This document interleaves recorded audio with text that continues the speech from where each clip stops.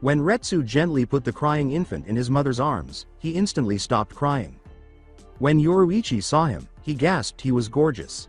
A shock of blonde hair covered his small head. He had some tan, but not as much as Yoruichi. He had a somewhat exotic tint due to the combination of the two. Did he have facial whisker marks? Yoruichi touched them lightly and hesitantly. The infant purred a little in satisfaction. Yes. That was undoubtedly her cat side showing in him. Fantastic. The infant opened his eyes slowly, gray and blue. She saw a reflection of Kazuki's eyes. Her baby now had the same piercing eyes that had captured her heart. Those eyes gazed curiously back at her. She crooned, "Oh, he's perfect." Retsu inquired, "What are you going to call him?" Yoruichi gazed into her son's eyes, which were full of depth. The gray and blue blended together beautifully. It made her think of the appearance of the sky during a storm. That's how the name came to her. Naruto. His name will be Naruto the Maelstrom. Unohana. Retsu flashed the infrequent smile she saved for the most intimate occasions. It's perfect for him. Yoruichi sadly said, "I know, and I'm so sorry that I have to leave him." With wide eyes, Retsu gazed at her friend. She almost screamed, "Yoruichi, you can't possibly do that." She had lost her stoic demeanor. The woman stroked her son's golden hair and smiled slightly. "He will be the bastard child. And I can't let him go through that. I know that one day the world will know his name, and Kazuki will be there as his father and I as his mother, but that day hasn't come yet. Don't worry, I have made arrangements for him to stay with friends of mine in the real world. How can I claim him right now, Retsu? I don't give a damn what people would say about me, but they. However, if you and Kazuki were to get married, wouldn't that take care of everything? Who do you choose to be your husband?" Retsu insisted, not wanting her friend's child to grow up unaware of his parents. "Regretfully, it won't believe me when I say that the clan elders who are still alive will oppose any union between Kazuki and me, claiming that we do not share a royal ancestry." Bullshit. He is, or is thought to be, Kukaku's cousin once removed. Since Kazuki is related to her and Kukaku is a member of the Shiba clan, I say that more or less qualifies him as royalty. Yoruichi frowned, and her baby gave her a toothless, endearing smile. Any negative feelings vanished when Naruto lifted a plump hand to grab one of Yoruichi's wet purple hair. No matter where they went, they would always be mother and son, and even though Retsu had given birth to thousands of babies during her lifetime, she had never witnessed the bond between mother and child being formed. The two in question were unaware that their ryotsus were mingling together, forming a nearly invisible chain that bound them together. "You do realize that if he's going to be in the real world, he won't age like they do there," Yoruichi said, turning to face Unohana.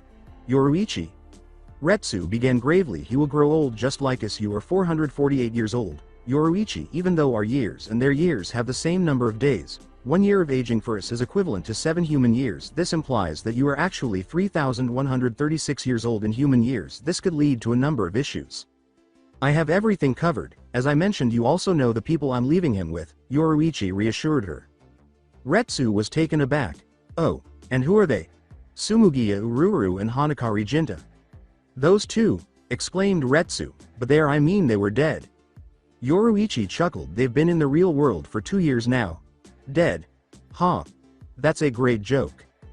However, didn't they belong to the detention unit under Kazuki's command?" Retsu inquired. "Yes, but some circumstances forced them to retire to the human world," replied Yoruichi. "Circumstances? Wait. Was she also expecting? Ha ha ha ha ha? No. Not at all. To put it mildly, they offended a few members of Soul Society, and those members wanted them dead. In order to ensure their safe concealment in the human world, I, as their captain, staged their deaths with them. Naruto will be completely secure 3 months prior. I had already told them that they would be raising my child in secret. They are Shinigami as well, and they are aware of the risks associated with aging. People will eventually notice that they only appear to have aged 7 years after 50 years. But, Naruto, when will you take him back? Retsu asked, still unsure of the situation. Yoruichi exhaled. When the time is right, and clan politics will not stop me from claiming my own son and heir to the clan. Retsu continued, and Kazuki, when will you tell him? I will soon, I promise. Retsu wasn't entirely sure she would, though, because she was aware of Yoruichi's tender nature beneath her tough exterior, and she would be worried about Kazuki's reaction to becoming a father. Retsu muttered, you know, delaying it won't stop the inevitable. I understand, but not right now. Okay. The voice of Yoruichi broke. Hi. They both snapped out of their reverie at Naruto's renewed wailing. Era, it appears that Naru-chan is now hungry, isn't he? It's time to feed him, Yoruichi. With a sigh, Yoruichi lowered her robe to allow her gurgling cherub to caress her. Long periods of time without seeing this angelic face would be excruciating. After 5 months, the real world we will treat him like our little brother, so don't worry, Taiko. Yoruichi was called upon by Jinta. Taiko, if you can, please come see him frequently. Furthermore, young Naruto-chan won't suffer any harm as long as Jinta and I are present, we swear. Ururu continued, clutching a dozing Naruto. With Kukaku and Retsu at her side, Yoruichi had opened the Senkaimon to deliver Naruto to Jinta and Ururu without Seiraidi's watchful eye. Please, don't tell him who his parents were, and love him for me, he will learn in due time. With teary eyes, she pleaded. Taiko. He will be our most significant individual, have faith. The Senkaimon was closing, and the 3 residents of Seiraidi had to head back to Soul Society right away, Jinta sobbed. Yoruichi. Act quickly. Kukaku yelled. Yoruichi quickly placed a pendant, the Shiwan clan's emblem, around Naruto's neck and planted a final kiss on his forehead.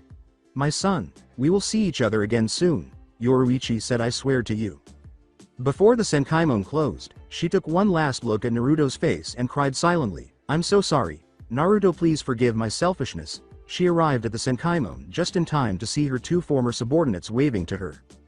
As Jinta and Ururu watched the portal close, Naruto opened his eyes and looked up at the 2 new individuals above him. The ex-Shinigami was taken aback by the unusual combination of blue and gray in his eyes. Naruto, huh?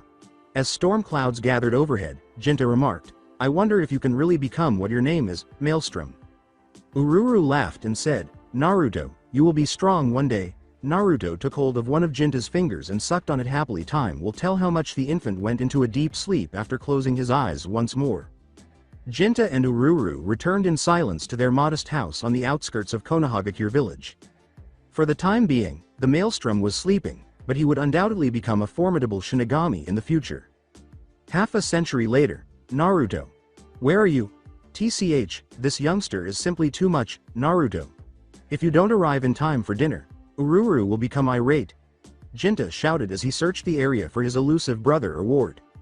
The 3 of them had no use for Gigais, partially because Kazuki hadn't invented them yet, and the people could see them just fine unless they really wanted to hide themselves. They had been living in isolation from the outside world for the past 50 years, only going out to buy supplies. Naruto and the others had to mask their ryotsus.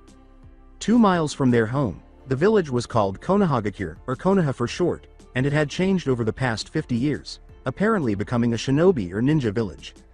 Previously, only a few hundred people had settled there, from land 200 miles away, and they called themselves the Senju. The humans discovered that they had a power called chakra, which, if properly used, would be extremely powerful. However, only those who had unlocked their chakra were able to use it. In a sense, Ryotsu and chakra were similar, but Ryotsu combined spiritual and physical energy, sort of, as opposed to chakra. Although Naruto had never visited the village, he had seen some of the ninja from a distance. Each ninja wore a metal plate with an odd engraving attached to a headband wrapped around some part of their body, which Naruto believed to be a defining symbol of some kind. Some of the ninja wore green flak jackets with a spiral on the back. Ururu, Naruto, have you seen him? Jinta yelled at her. Look behind you. He might be there, she responded with a shout. Jinta went outside to the backyard, which was rather spacious and had enough room for sparring and other activities. In the left corner, beneath a sakura tree, sat a little boy who appeared to be no older than 7 years old. His long golden bangs covered his eyes, and the spirit of a bunny rabbit was sitting in his lap. Naruto tried his best to stroke the rabbit's fur, but it was difficult, and the boy seemed happy to have the ghost of a rabbit on his lap. Naruto. I called you so many times, man. Did you not hear? Jinta walked over to the boy and asked him in frustration, and he smiled to himself when he saw the rabbit. I did hear you, but I knew you were going to come here anyhow, so what was the point of leaving before I had to? Said the boy, looking up from whatever he was doing. He had a gentle, slightly playful voice that was nearly the same as Kazuki's. The reason for his lack of concern was that his father was Urahara Kazuki, the most indolent captain in Godeiju Santai history. Anyway, Ururu has dinner on the table. Jinta sighed. You know, it's best not to keep her waiting. After slowly getting to his feet and dusting himself off, Naruto watched the bunny escape with longing eyes as it leapt off him and vanished in a burst of particles. Hi. When we are late, Ururu Ne-chan becomes very irritable. Let's leave. As they made their way back inside, Jinta started to perspire. She gets upset when you're late, Naruto, not me, but I'm always looking for you and we both end up being late. They liked the strange combination of onigiri and beef stew that was spread out on the kitchen table. How many times must I remind you, Naruto, to arrive at the dinner table promptly? Ururu reprimanded the boy. The decent Naruto looked at her sheepishly and scratched his head, saying, Gomen however, I lost track of time while playing with something, you know. Well, eat up, Ururu said, softening her gaze as she served everyone some stew. You need healthy food because you're a growing boy. But I'm not really a boy, am I? As Naruto took a bite of stew, he remarked, I mean, we celebrated my 50th birthday last week. Jinta and Ururu exchanged a quick look before Jinta said, yes, well, compared to us, you're still a little boy. Yes, indeed, I understand, complained Naruto. The three ate in peace for a while, and there was silence. I've been considering a few things, Nei, Aniki, and Nei-chan. Neither of the three of us is normal, are we? We can all see ghosts and other things that are invisible to ordinary people. After all, furthermore, we are able to conceal ourselves entirely from others. They seem to believe that we are invisible or something. Surprised, the two in question paused their meal and sighed, knowing that Naruto would eventually ask this question. Naruto, you're correct. We're not. Ururu asked the boy, would you mind telling me when you came up with this theory? About 25 years ago or so. Then why didn't you ask us 25 years ago? Jinta asked, staring at him. I didn't want to, did I? The boy's response was. They both grimaced. Naruto. So, we're not typical, are we? So, are we human? Did he ask? Naruto, we should have had this conversation with you a very long time ago, Ururu said, setting down the spoon she was using to eat. Jinta and I are what people refer to as Shinigami. You see, therefore, no, we're definitely not human. However, we are normal for our race. Naruto had seen them do things that no human should be able to do, such as walk in midair, which initially freaked him out but was really cool, so he put on his thinking face and wasn't really surprised that they weren't human, Shinigami soul reapers. So the souls of the dead are collected by your race? Exactly. We came down to Earth from a place called Seiredi about 52 or 53 years ago. Due to some strange circumstances, one could argue that we were fleeing certain death.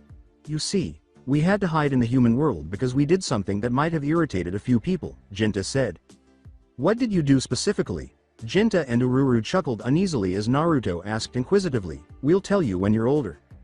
Naruto nodded and dropped the matter, his blue-gray eyes narrowing as he continued to reflect. So, what precisely am I? At last, he asked with affection. Ururu looked at the boy she had adopted as her brother and said, you are also a Shinigami. Really? Naruto said, raising his head and widening his eyes. Are you certain, I mean? He asked wildly. Jinta gave him a smile and said, you are unquestionably a Shinigami. You recall me telling you about Ryotsu when you were younger? Well, it's a trait shared by all Shinigamis and some non-Shinigamis. The spiritual energy that flows through our bodies is called Ryotsu. That's why Ururu, you, and I can all see ghosts. Our Ryotsus are strong. Your Ryotsu may even be more powerful than ours. Jinta was aware of Naruto's enormous Ryotsu, but he didn't want to exaggerate the boy's ego, even though the boy had none at all, primarily because he would be embarrassed by a boy who was 250 years younger than him. So, given that I was born a Shinigami, does that imply that my parents, whoever they are, were also Shinigami? Ruffling his hair, Jinta said, they are Shinigami, some of the best in fact. You mentioned that they are Shinigami, which implies that they are still alive, so, where are they? Naruto inquired, his enthusiasm for the subject escalating rapidly. Jinta cursed at his own blunder, wondering how he could explain it to the child. Fortunately, Ururu saved Naruto's life, as Yoruichi Taiko had stated clearly that Naruto should not yet be told who his parents were. Sadly, she was aware that the boy would be offended by anything she said. Your mother asked if we could take you in 50 years ago, Naruto. We agreed, of course, she began hesitantly. The boy's face dropped, the Shiwan medallion around his neck seemed to glow, and you could almost feel the Ryotsu building inside him. Naruto's face was obscured by his bangs. Why? Then, why did she abandon me in the human world? Did she not want me? His voice was trembling and he was about to cry as he asked in a tiny voice. No, she really wanted you. She simply couldn't claim you as her own, Ururu shouted. But why? What happened? Shouted Naruto back. The table's vase shattered. Ururu and Jinta stared at it in disbelief, and they had to calm him down because his Ryotsu was exploding out of him in little spurts. Naruto, you ought to be aware of this much about her, but your mother has forbidden us from revealing who she is. She is considered nobility and is a very significant figure in Seiredi. She wouldn't want you to experience things that any of her children would. That's not just what we're saying to cheer you up, it is unquestionably true. You would have suffered greatly if you had lived with her, and she didn't want that to occur. She promised to claim you as her own when the time was appropriate. That probably means you will have to go to Seiredi and look for her in the future. Her gift to you is the medallion around your neck. We watched her put it there, Ururu muttered. His mother had wanted him, but what about his father? He pulled out the golden pendant with the strange symbol, which he had had for as long as he could remember. Tears streamed down the boy's face. He had parents somewhere. They weren't even from this world. They weren't even human. For Kami's sake. 50 years. For 50 years he had been lied to. How is my father doing? Naruto's Ryotsu had calmed down, but he hadn't. He asked in a quiet voice. Your father was unaware of your existence, Naruto. He most likely doesn't know yet, Jinta remarked quietly. What? So my mom didn't even tell him she was expecting? That doesn't make sense, though, Naruto sobbed. We all tried to advise her to tell your dad. I said she refused to do so, though, because she's stubborn. Ururu sympathized with the boy, saying, she truly loves your dad, but is just too scared to say anything. It was difficult to process everything, and she couldn't hold it against him for feeling frustrated. After a long moment of silence, Jinta and Ururu exchanged anxious looks as Naruto dried his tears and resumed eating his soup. At last, Naruto inquired, can you tell me who my parents are? Could you also tell me more about this Seiredi? Of course we can, Jinta said, putting a hand on his brother's shoulder. We can tell you a few things about your parents. Even though your mother may have instructed you not to tell them their names, your mother was once subordinate to your father. Later, I'll explain as an afterthought, Jinta added, but he was and still is ridiculously powerful and ridiculously lazy too. Naruto smiled. He had, at least, inherited one trait from his enigmatic father. Well, two, but he was unaware of that at the time. The most intelligent man to emerge from Seiredi is your father. He's the head of the Rishi. Ururu interrupted Jinta by striking him in the head. Ow! For what purpose was that? The growing bump on his head made him wince. That is excessively detailed. Naruto could easily figure it out with a little digging, Ururu shot back. Why is he not able to figure it out? Taiko simply instructed us not to give him their names, neither more nor less. But still, for now that's enough about him. In agreement, Jinta said, fine fine. What about my mom? Naruto continued, fascinated by the father he never had, a genius, absurdly powerful, and the leader of something. Well, your mother is essentially unchanged, Jinta said, she's helped me out here. Ururu. As we mentioned, your mother is a noble woman. Ururu could only imagine her Taiko's feline form. Actually, your father is too, but not like your mom. She's cat-like? Naruto gave Ururu a crazy look and said, really, Ne-chan, is cat-like the best you can think of? That should explain the whisker lines on my cheeks, I guess. Well, she's also really strong, too strong, perhaps stronger than your dad. And her temper, it's terrible, Ururu said, frowning at him. What makes her unique is her speed. If we told you anything else, it would be obvious. Her explanation caused Naruto to perspire. How had they made him? His parents were complete opposites. Given my lack of knowledge about this Seiredi location, how can it reveal it?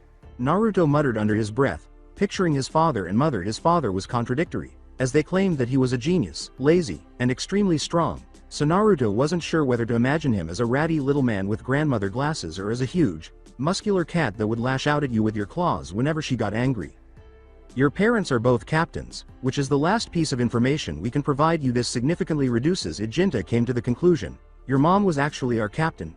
Ururu rubbed her temples, realizing that this was the one thing she didn't want Naruto to know. The child was as bright as his parents, and he would figure it out. After processing all of the information he had just been given, Naruto decided to find out more about his birthplace. His parents were captains, whatever that meant. So, is this heaven or what? Seiredi? Well, no. Soul Society is where Seiredi is located. I suppose you could think of Soul Society as heaven, or nirvana. Every deceased person goes there. There is a reason why Seiredi is known as the Court of Pure Souls. There, only Shinigami or nobility reside in what we refer to as Rukongai. The new souls arrive. There are 320 districts total, 80 in each direction. They are assigned numbers according to their distance from Seiredi, the center. Thus, District 80 might be the slums, while District 1 would be the best. You can't go hungry in Rukongai right now. However, if you pass away, you will reincarnate as a human soul with no past memories, since they are rarely reunited with their families. Deceased people create new ones there. You can even raise children. Jinta went on to explain. Oh, I see now there. It sounds awful, however. That isn't the main point. What specifically did you mean when you previously stated that both of my parents are captains, Aniki? Well, before I explain that to you, you should probably understand the breakdown of Soul Society, Jinta said after giving it some thought. The Spirit King is the monarch in charge of Soul Society. But the Spirit King has never been seen by any Shinigami. Only the captains are aware that he resides in the royal palace and is guarded by the royal guard. We discovered this because we once overheard Taiko. Almost all of the members of the royal guard are former captains. Division 0 is their name. The noble houses come next. 4 are present. One of those 4 groups includes your mother. The 4 are served by the lesser noble clans. They are followed by the 0 division once more.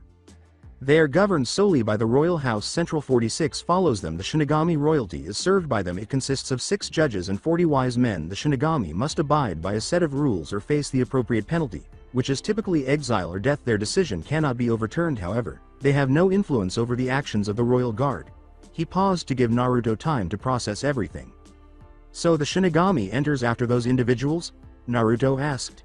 Yes, they comprise Soul Society's military wing. It is separated into 3 separate major branches. They are the Onmitsukido, Goteiju Santai, and the Kido Corps. The captains we previously discussed are members of the Gote 13, also known as the 13 Imperial Guards. They have different responsibilities. For instance, Seirati's medical care is overseen by the 4th Division. The 9th Division is responsible for matters pertaining to newspapers among the 3 branches. The Gote 13 is arguably the most superior. The other 2 branches are poorly understood. I can confirm that the Grand Kido Master of Seirati is Tsukabishi Tessai. They are clearly very good at Kido. Do you recall what Kido is? When she had finished explaining, Ururu asked him. Kido. Yes, you guys do that stuff correctly. Their spell related with the Bakudo and the Hado, no? Naruto remembered. Yes, the way of binding and the way of destruction. When you had Urahara Kazuki and Shiwan Yoruichi as your commanding officers, it was difficult not to be a little sadistic, Jinta said enthusiastically. We'll get you started on those soon. Ururu didn't appear to notice Naruto's shiver, so she went on. The Onmitsukido is the final division. They are referred to as covert ops or the stealth force. The Shiwan noble family typically commands them. Keep that in mind. Given that the boy in front of them would probably be the next commander of the Onmitsukido and that Yoruichi Taiko would kill them if he wasn't properly trained, Naruto once again lowered his head in his thinking pose. Ururu and Jinta exchanged meaningful looks. The Shinigami do more than just gather souls, don't they? After all, they're the military unit. Yes, additionally, they defend the human world against hollow monsters. Human souls that have spent too much time in the human world and have not yet transitioned to Soul Society are known as hollows. A soul may also turn into a hollow if they are not given a soul burial by a Shinigami. The souls of both living and dead humans are devoured by these evil spirits, who possess supernatural abilities. Shinigami prevents them from murdering innocent people. However, if the hollow is powerful enough, it can occasionally even kill a Shinigami. It's likely that you will encounter a hollow at some point in your life. Jinta recalled the 15 hollows that had approached them during the previous 50 years and remarked, "We've protected you from the ones that try to come this way." Naruto's mind was working overtime, and since he was only 50, this was too much for him to process. Shinigami isn't there? There's more to these. They can't just fight with Bakudo and Hado. After all, Naruto thought aloud, they would be killed. He had definitely inherited his father's traits. Jinta smiled. Oh, and what makes you say that? Innocently, he inquired. Well, from what I remember, Hado and Bakudo take a while to master fully, Naruto said, glancing directly at Jinta, his eyes dancing in the dim light overhead and appearing to flash golden for a brief moment. It appears that the majority of them require incantations to cast. Based on my observations of your work, these spells can be quite lengthy. What if you were performing an incantation and a hollow struck you? You could, after all. Hand-to-hand fighting won't be very effective against those things. I'm fairly certain Shinigami must therefore possess a wand or other object through which to channel their powers. The 2 of them didn't express any surprise at their brother's way of thinking. Ururu informed the boy, yes, we Shinigami do use devices to harness our power through, but added, close, but not quite. One could argue that those gadgets are our spiritual power in human form, or our souls. We refer to them as Zanpakutos. We are as familiar with our Zanpakuto spirits as we are with ourselves. We employ a technique known as Jinzen to fully understand them in order to train with them. You make it seem as though they are alive, Naruto said, a little confused. Jinta informed him, because they are. With his eyes wide open, Naruto said, how is that possible? Jinta laughed and said, you are alive, right? Your Zanpakuto is a part of you. Naruto, why isn't your sword, then? Though it was still difficult to accept, Naruto understood the reasoning behind this. So when you and your Zanpakuto fight, it's like your partners? Exactly, do you want to see a Zanpakuto, Naruto?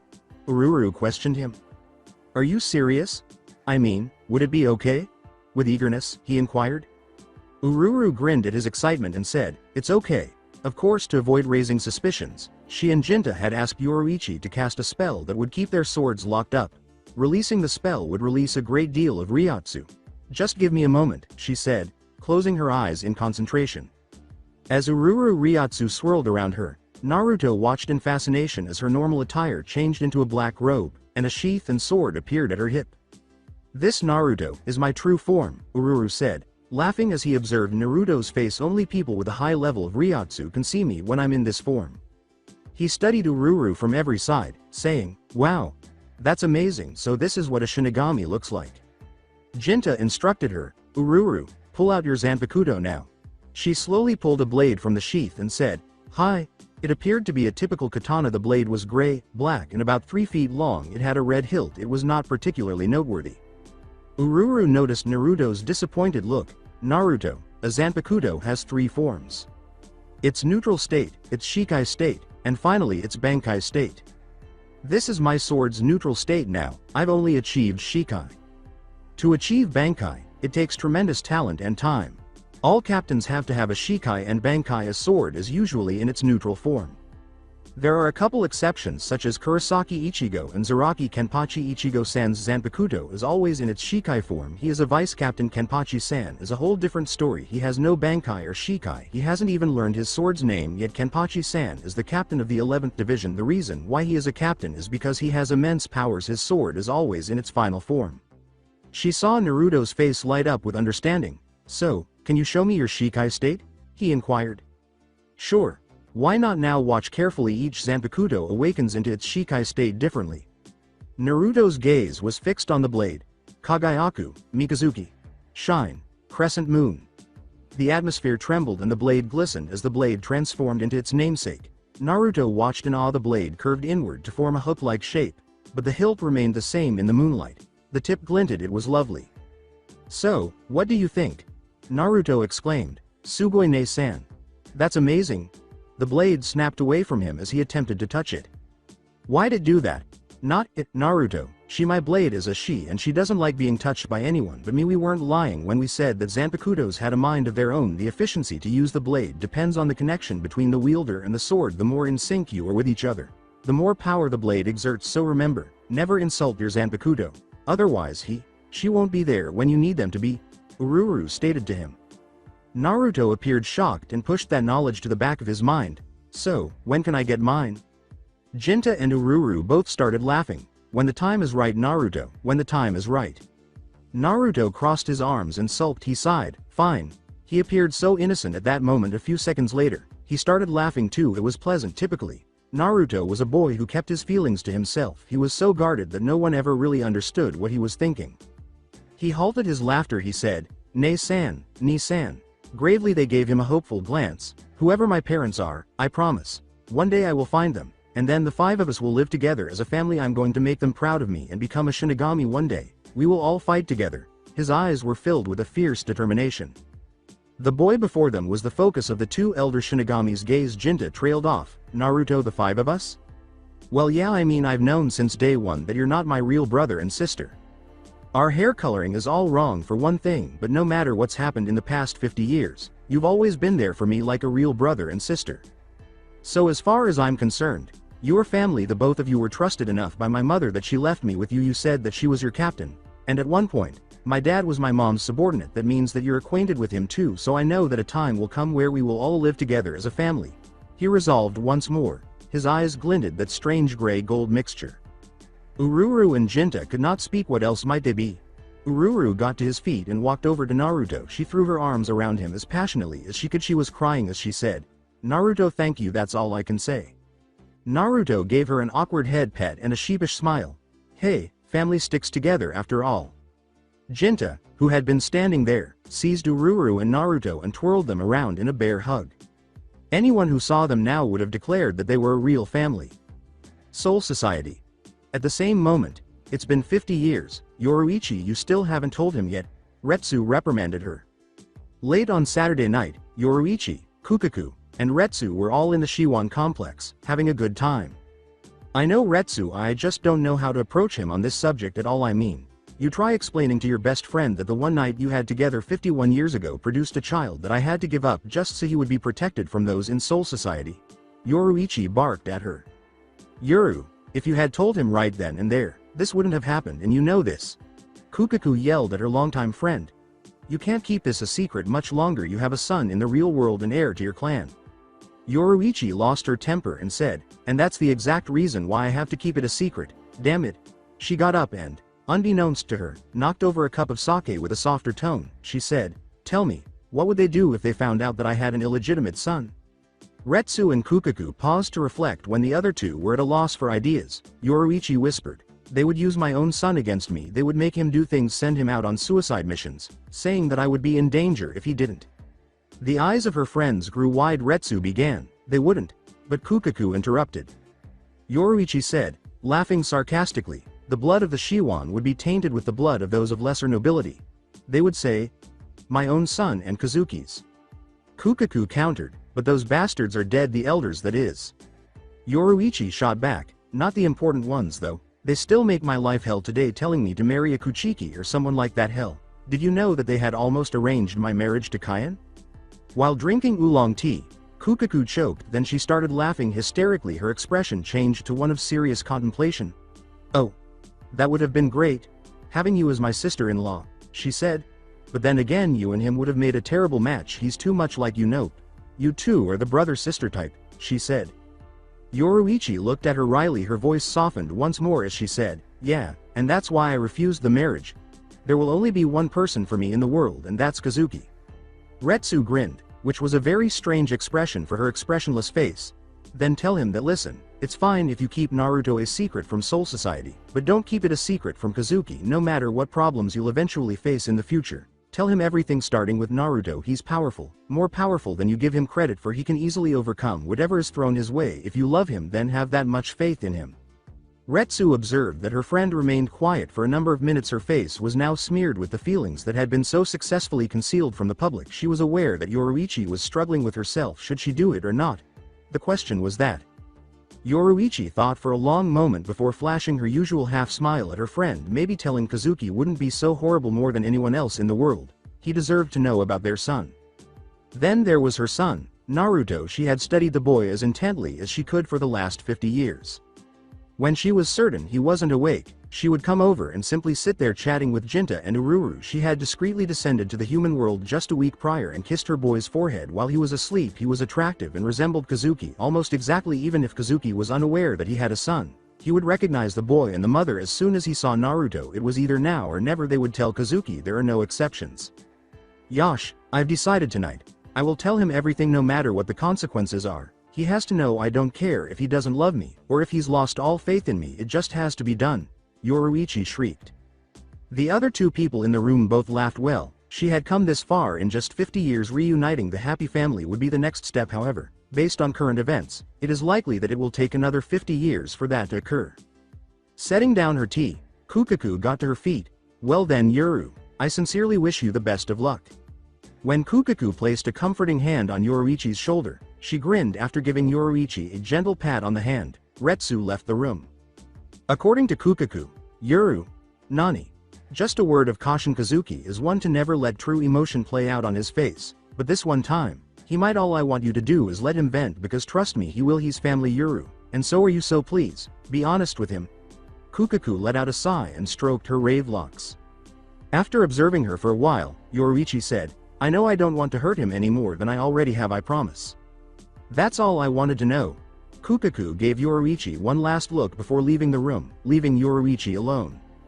Apparently exhausted, she collapsed on her bed when she felt Kukaku's Ryotsu evaporate entirely from her complex. In reality, how would she inform him? Tell him after seducing him? Take a look at where she ended up last time. It was probably the most cheesy thing she had ever heard in her life. Kazuki, when we had that one night 51 years ago, I had a son and he's yours. Kazuki, we have a son who I had to send to the human world to live with two of our former supposedly dead subordinates. Yes, that could potentially work. Oh, screw it, since she was skilled at it, she would improvise. This mindset prompted her to get out of bed and stomp out the door in search of her child's father. The day was not going well for Urahara Kazuki. His vice captain, Hiyori, had swamped him with paperwork. Paperwork was the one thing he detested the most in his life. The fact that Mayuri had purposefully blown up 2 of his research labs in the previous week out of boredom didn't help either. Perhaps he ought to have kept the man. Was he a man at all? In prison? 2 of his close friends, Kiyaraku Shinsui and Yukitaki Jushiro, had taken him out to enjoy a pleasant evening at Soul Society's best bar after noticing how depressed he was. In fact, since its inception approximately 700 years ago, the White Lotus had been providing services to patrons. Actually, Yamamoto was the one who suggested the bar to them. Despite the White Lotus's location in Rukongai's 3rd district, captains from noble clans like Byakuya and Yoruichi continued to frequent it. Shinsui said, "Oi Kazuki, come on man. Live a little, look alive," in his relaxed, now slightly slurred voice. Yukitaki gave him a back pat. He poured another cup of sake for Kazuki and himself and exclaimed, "You only had 2 cups of sake? Kazuki, everyone knows that out of all the captains, it's you who can hold liquor down the best here, have some more." Kazuki let out a sigh. Why had he allowed them to influence him in this way? He was genuinely unable to comprehend himself. He was not feeling much better as a result of this.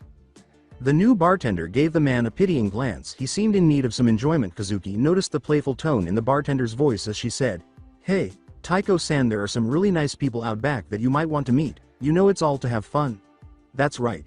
Even reputable bars like this one had that aspect. Playfully, Kazuki said, "No thanks sir, I've got a pretty nice person waiting back for me at home." The bartender moved on to the next client, saying, "Suit yourself, sir." "Kisuki, you should have taken that nice offer, just let it all out sometimes." Shinsui roared, "When you needed Nanao-chan, where was she?" Yukitaki was a little more sensible. Now Shinsui, Kazuki isn't that type of man, he's more of the one-woman kind of person, right?" There was a slight heat in the man's face, but it was not noticeable. He was a one-woman man. Of course, he simply had to make the woman his first. Shinsui laughed. Jushiro, for Kazuki to be a one-woman man, he would have had to have been with a woman first. "I'm sure he has, Shinsui. We don't tell anyone about our personal lives, you know," Yukitaki argued. This was becoming a little awkward in the middle of a busy bar. Kazuki found himself surrounded by 2 semi-drunk men who were still talking about his sex life. These 3 were well-respected captains, and they had no interest in needless gossip. Kazuki would need to quickly put an end to their foolishness. Fortunately, for a single minute, fortune appeared to be on his side. A voice right behind them said, "Ah Kazuki, so this is where you were, I've been looking for you." "Give thanks to the lords," Kazuki pondered. When the other 2 captains turned around, they saw the 2nd Division's captain standing with her hands folded beneath her large chest. Looking directly at them, she was wearing a plain white dress that stood out sharply against her purple hair.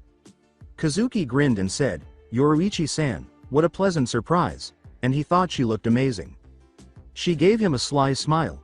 "Cut the formalities, Kazuki. You know I hate them. Come with me. There's something important that I need to talk to you about." He let out a sigh. "Well, there's no use in arguing with you now, so shall we?" His face heated up even more as she gave him a devastating smile. Kazuki got to his feet and extended his arm to her. They started off after she connected it with his. All of the male and some female eyes were fixed on Yoruichi's figure, and he couldn't help but notice this. Kazuki experienced a twinge of jealousy. He was powerless to stop the catcalls or those looks. After all, he was only her best friend and nothing more. She was not his to claim. Whistling, the bartender said, "He wasn't lying when he said he had a pretty nice person waiting for him at home. In fact, that's a damn fine person. Well, her backside, that is." Jushiro deadpanned. "That is the captain for the 2nd Division." The bartender went white. Shiwan Yoruichi was known to destroy anyone who made even the slightest remark about her appearance. "Nay, Shinsui, you don't think that Kazuki and Yoruichi?" "I don't know, Jushiro, they've been together for so long that it's certainly possible. There's a reason that Kazuki is so secretive, and this might be it." Kazuki was led back to their complex by Yoruichi. They sat in Kazuki's room together. Kazuki settled down on the couch and said, "Okay Yoruichi, what did you want to talk to me about?" The woman shifted around a little on the couch. How would she tell him again? Yes, improvise. Well, that didn't seem to be doing all that well. Her stomach churned with anxiety. Having a friendly conversation about this wasn't exactly the norm. "Kazuki, I have something very important to tell you. After this, you most likely will be extremely upset with me, but please do not judge me too harshly." Kazuki's thoughts whirled. How could she have caused him to judge her, the man who essentially worshipped her? She gazed at his face while taking a few deep, reassuring breaths that didn't help. For sure he had a worried look on his face. For her, she got butterflies in her stomach just by looking at his face. She got up abruptly and began to pace the spacious room. It was going to be difficult to sit next to him, Kazuki. He gave her a hopeful glance with hesitation. She said, "Do you remember what happened 51 years ago?" His expression dropped, so she wanted to talk about that. However, why? Why was she confronting him about the deed 51 years after it had been committed? It was not as though she had been exploited or anything. He nodded slowly in confirmation. She noticed that his stormy eyes were obscured by those damn bangs. Her heart tightened naturally. He recalled what had transpired. Both of them took an active part. She was well aware that he was expecting her to express her regret for that evening. Yoruichi waited for his response before saying, "Kazuki, look at me please. If you think that I called you here to tell you how much of a mistake that night was, then you are sorely mistaken."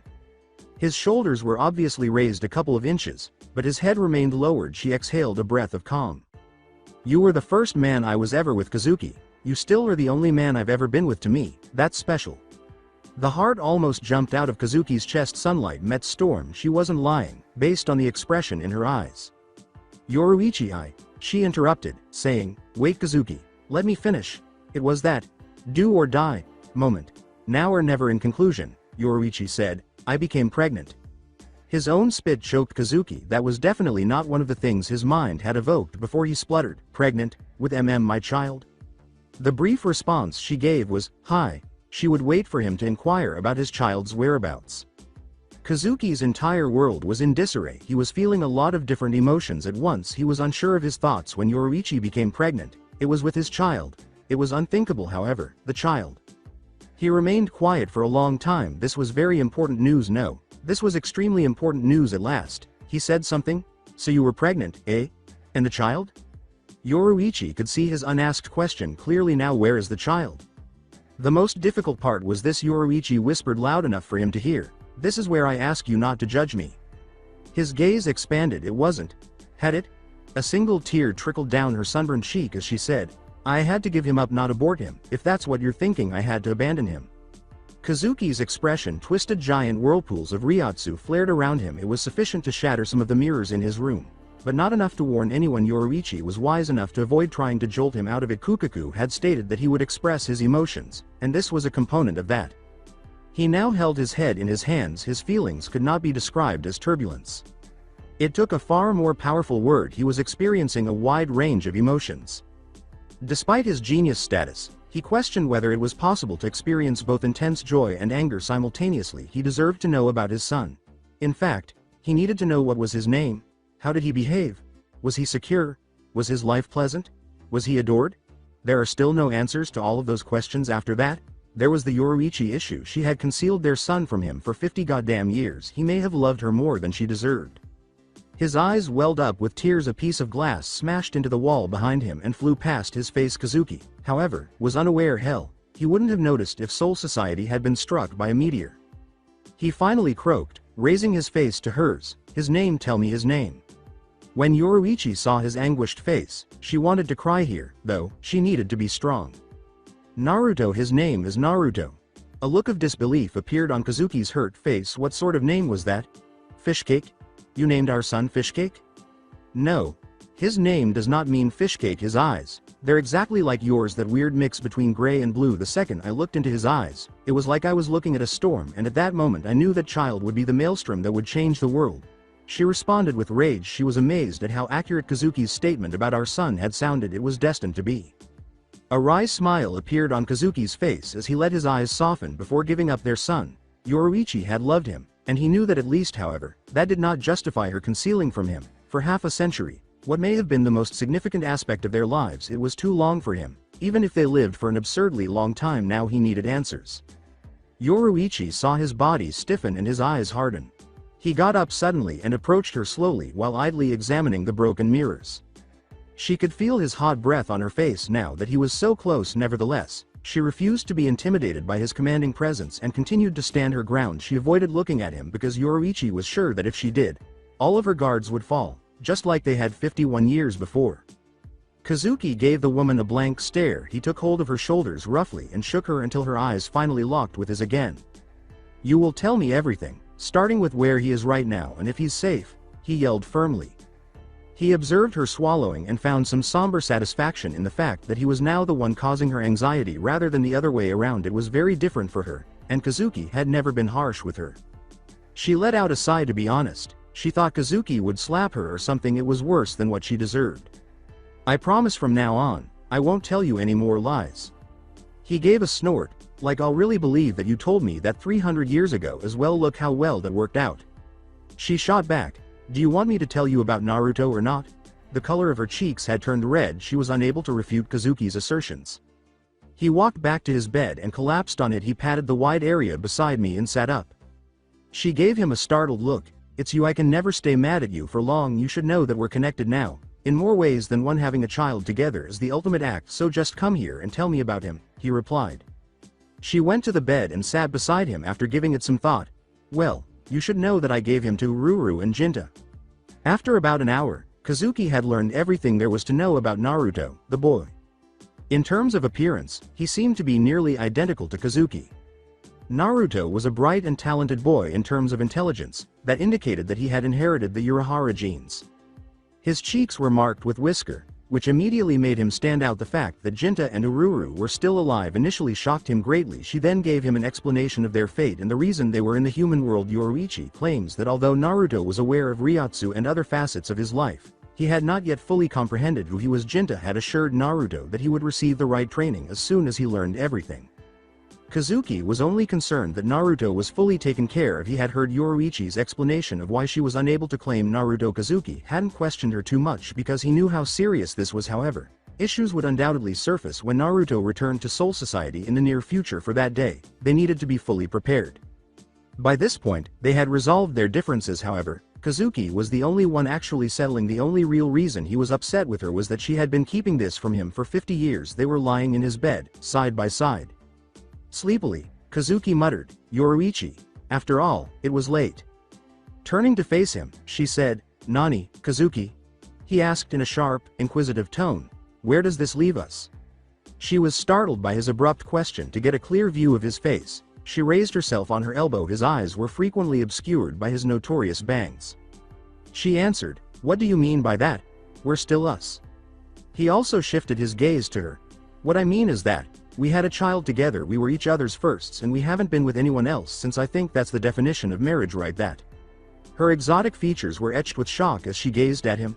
Are you proposing marriage? Kazuki became a glorious red. He had a silly look on his face as he scratched his cheek. I'm not too sure. When Naruto comes home one day, doesn't he want a family with 2 parents and a stable home? Yoruichi considered that for a while. We can give him that without marriage as well though, but I think I can see your point. We don't want him to think that he was a bastard or something. Kazuki rested restlessly on his bed and said, that's a rather harsh way to put it. Marriage might be in our best interest, though your people can't do anything to him if we're married, right? Yoruichi thought about this for a long time. Perhaps that would be the eventual step. However, at the moment there are a few members of my clan who would be opposed to this marriage in every way, shape and form. I told this to Retsu so long ago. Should we get married, they would say that the blood of my clan is tainted with the blood of a lesser nobility. He asked, and how long ago did you tell her this? 50 years back. Then think logically. In 50 years, a lot could have changed. I know for a fact that one more elder died about 20 years back or so. Be that as it may, the remaining elders have been pressuring me to get married, even going so far as to propose matches for me.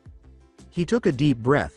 No, you can't. Please don't accept these proposals. Naruto needs a stable home when he returns. If you get married you just can't, he said firmly. Her expression softened a bit. She extended her hand to stroke his cheek, which was covered in stubble. I know, Kazuki, I've rejected every proposal that they've thrown at me. There is no alternative to a father. I'll never replace you ever. She shifted her position away from him. Her eyelids drooped in a matter of seconds as she dozed off for the first time in a long time. The hint of what she was saying made his breath catch. He gave her now still figure a gentle smile. Yoruichi was dozing off. He was still in awe of her ability to simply curl up and fall asleep at any time. Kazuki kissed the top of her head. He whispered in her ear, just don't leave in the morning like you did last time. Then he, too, slipped into a deep sleep. Yamamoto Genryusai paced back and forth somewhere in his chambers. Shiwan Yoruichi and Urahara Kazuki. He had noticed a strong Ryotsu developing within the woman 51 years prior. He was old enough to know whose child it was. After creating a child, 2 of his most powerful captains gave the child to the human world. He refused to discipline them despite his reluctance to acknowledge it. Those two were extremely close to his level. Any child they had would be a tremendous force that was beyond question. 50 years ago, Yamamoto had witnessed the Senkaimon's opening. He had figured out what had happened and had remained silent, waiting to see how this would all work out. The boy's living quarters had been covertly shielded from hollows and other hazards by Yamamoto. The hollows would attempt to hurt the boy because they were drawn to his Ryotsu, appropriately named Naruto. The boy was a very kind and modest young man. Yamamoto was aware that there was dormant power beneath that gentle exterior. He already had a Ryotsu that was comparable to any captain's. Shiwan Naruto Urahara, I wonder if you will really become your namesake and completely upend our world. After 29 years, it had been 29 years since Naruto discovered that he was a Shinigami and that his parents were still alive somewhere. My friends, you are really mistaken if you believe that he has forgiven them for leaving him. Actually, it's the exact opposite. After speaking with Jinta and Ururu, Naruto had a silent outburst. However, no one heard it because it was silent. Although he had no grudges against his parents, he was determined to vent to them when he saw them, particularly his mother. It had been 29 years since Kazuki found out he had a son. Despite Yoruichi's earlier statements, he had also harbored resentment toward him for keeping him in the dark about their son. Many things had changed in the past 29 years. It appeared that Naruto was around 10 or 11 years old. His eyes were further obscured by his growing bangs. He would be mistaken for a young Urahara Kazuki wandering the human world if anyone from Soul Society happened to spot him. As for Kazuki, he was exactly the same. He was still the 12th Division slack, sloppy, silly captain. The only significant change he had made was to adopt a fatherly mindset, primarily toward Hiyori, who was not at all happy about it. When he got home, he said it was practice for another blonde.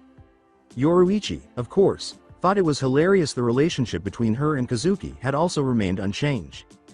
Although they were both certain of her feelings, they would never confess them to one another. Additionally, the couple had agreed to get married before Naruto returned home. Although it would be carried out covertly, Naruto's safety would be guaranteed. On one or two occasions, she had brought Kazuki to the human world so he could observe Naruto from a distance.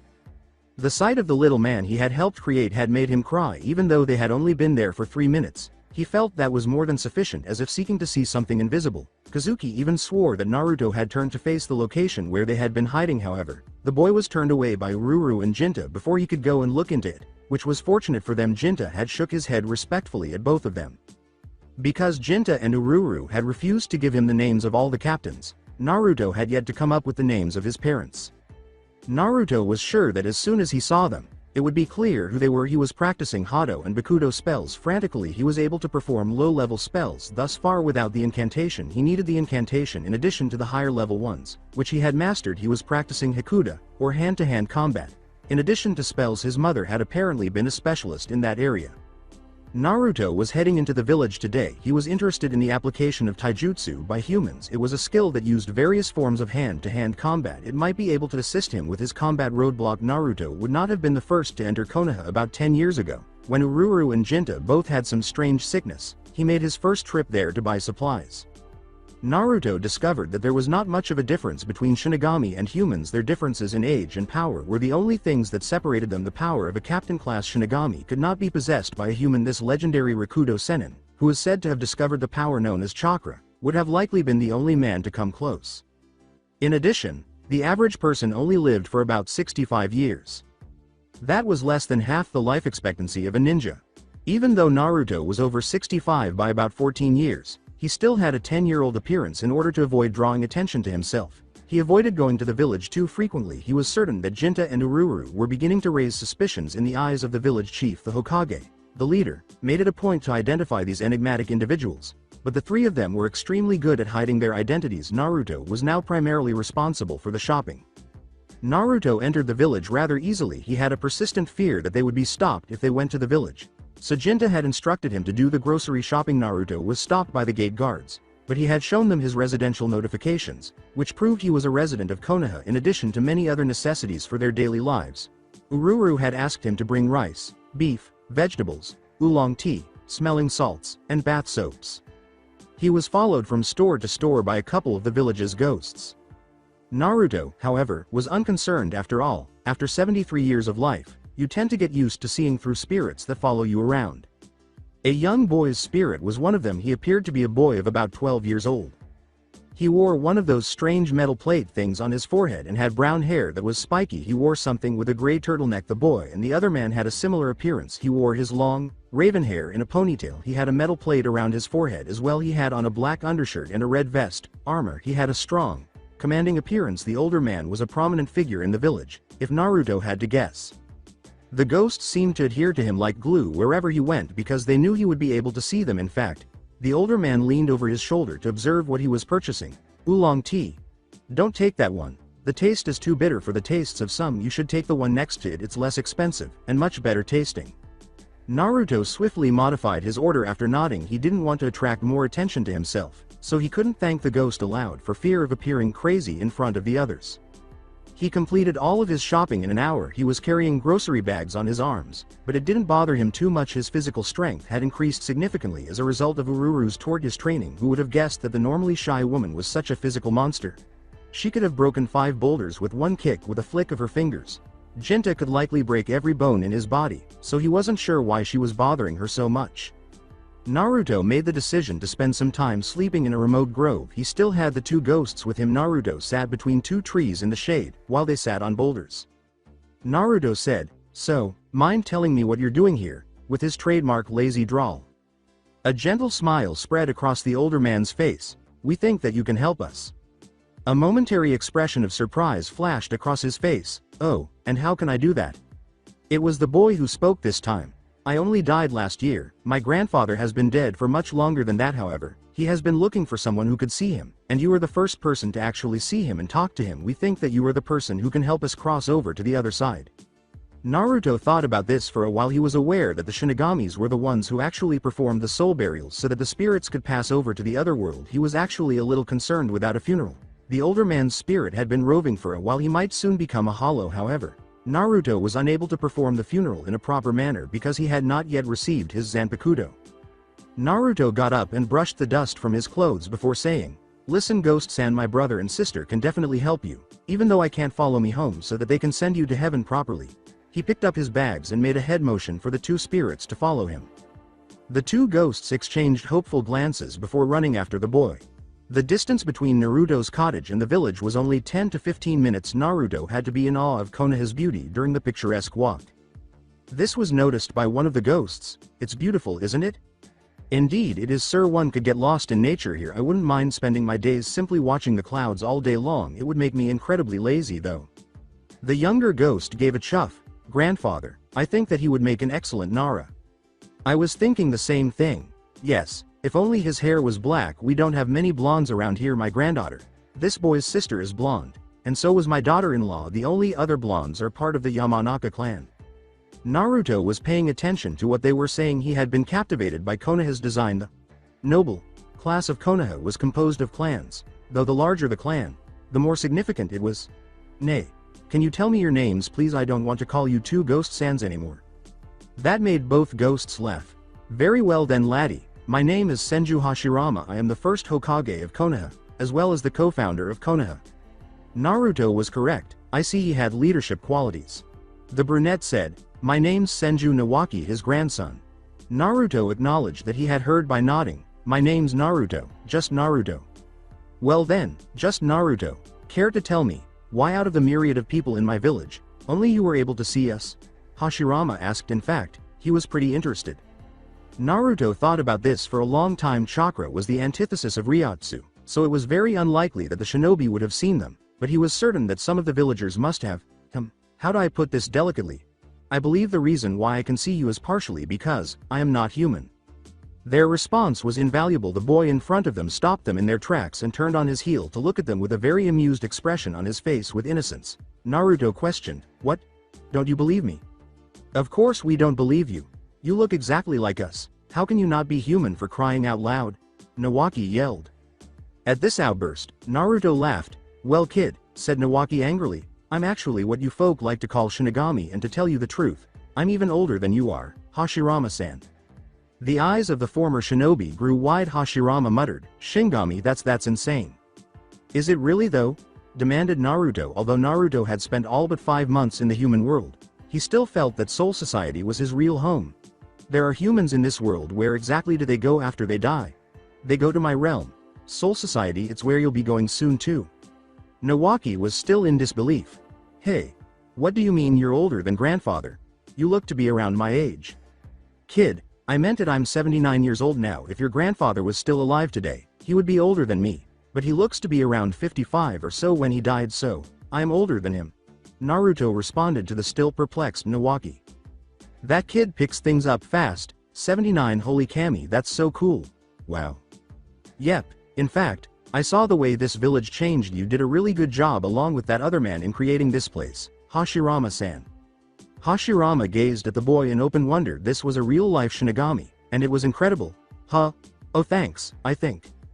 Naruto merely chuckled at the man's expression, but as soon as he sensed something, he stopped laughing. The ghost saw his abrupt transformation. Is everything alright, Naruto-kun? Naruto winced and said, I'm not so sure, sir. The weight of the bags in his hands seems to increase. The same sensation was there once more, but it was much, much stronger. He needed to get to the house fast. He had to use Shunpo to accomplish this. Guys. Do you think you can latch on to my back somehow? I'm going to get us to my home quickly.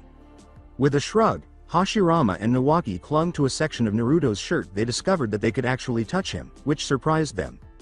Hold on tight, exclaimed Naruto, and they discovered the reason Naruto was traveling at a dizzying rate in the direction of his home.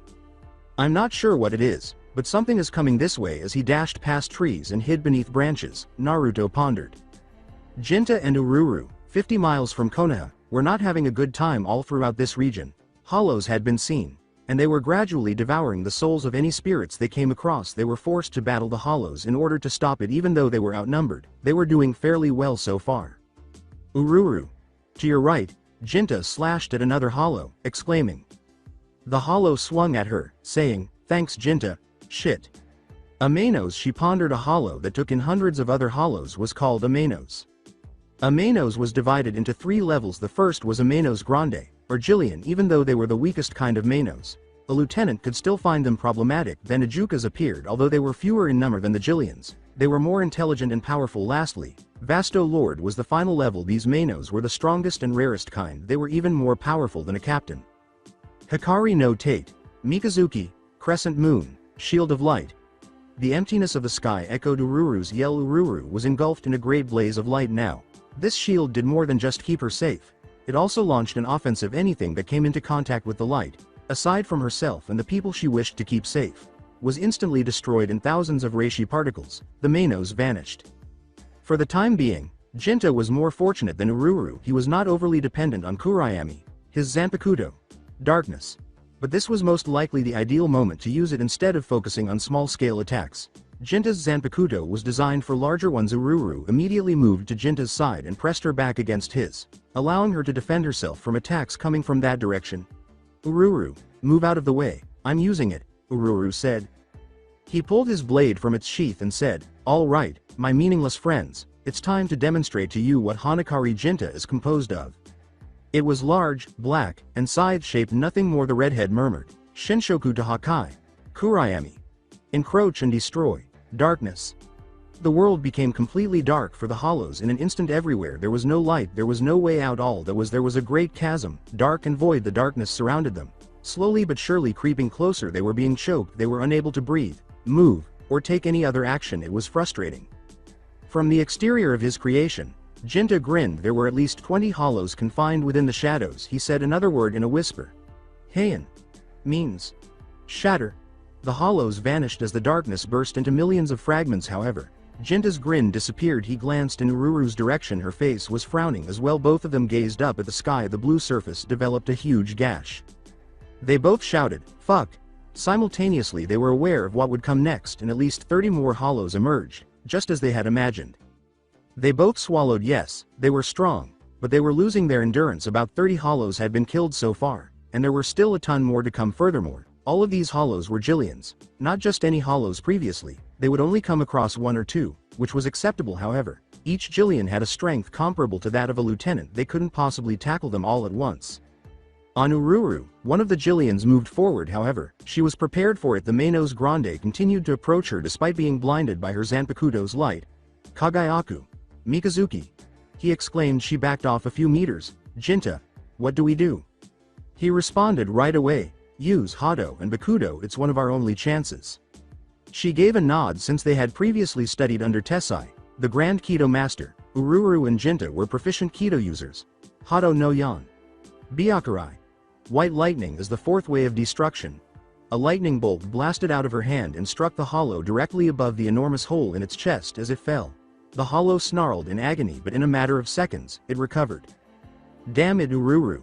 You can't use the lower levels against these guys. Let me do it, Hado no Rokuju-san. Raikoho. Thunder Roar Seer. Way of Destruction number 63. This is a literal translation, not a viz. This time, Jinta's hand formed an orb of golden Ryotsu with a tremendous outpouring of spiritual energy. He aimed it straight at the Manos Grande. The Manos was instantly killed. Jinta gasped and remarked, "And that is how you do it." Ururu gave a frustrated shake of her head. "That takes too much Ryotsu, Jinta. That's why we don't do it, but seriously, how the hell are we supposed to kill these hollows?" When more hollows erupted on them, Jinta sighed.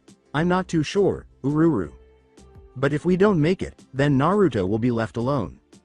We have to fight for him, for us, and for our home. So draw your Zanpakuto and we'll kill as many of these bitches as we can." He held onto Kurayami once more. He inhaled deeply and said, "Okay Yami-kun, don't fail me now, let's go get him." Although he would never acknowledge it, his body wasn't in the same condition as when he was a Shinigami, and this was the most fighting he had done since Naruto had visited them. If he made it through this, he would begin intense training. Ururu, now. Sanpu. Kurayami. Scatter. Darkness. Blind.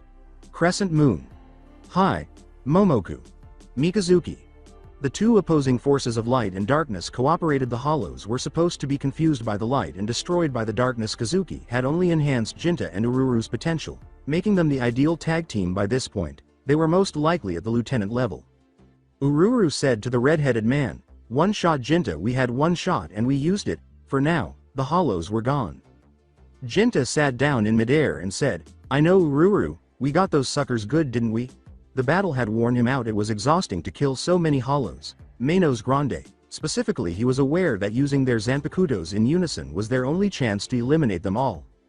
Since Seirei would be aware of the existence of so many hollows in the real world, he knew they needed to leave as soon as possible. However, they were unaware that someone was now closely examining their very behavior. Soul Society. Location not specified. Aizen Sosuke's tea time was interrupted by someone shouting, "Aizen-sama. The Manos Grandes are gone." The man had just witnessed everything that had happened and was now standing in front of a screen.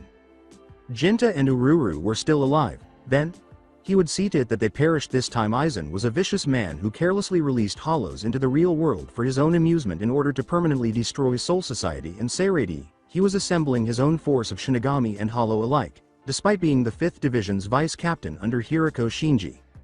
A playful voice questioned from his side, "What do you propose we do, Aizen-san?"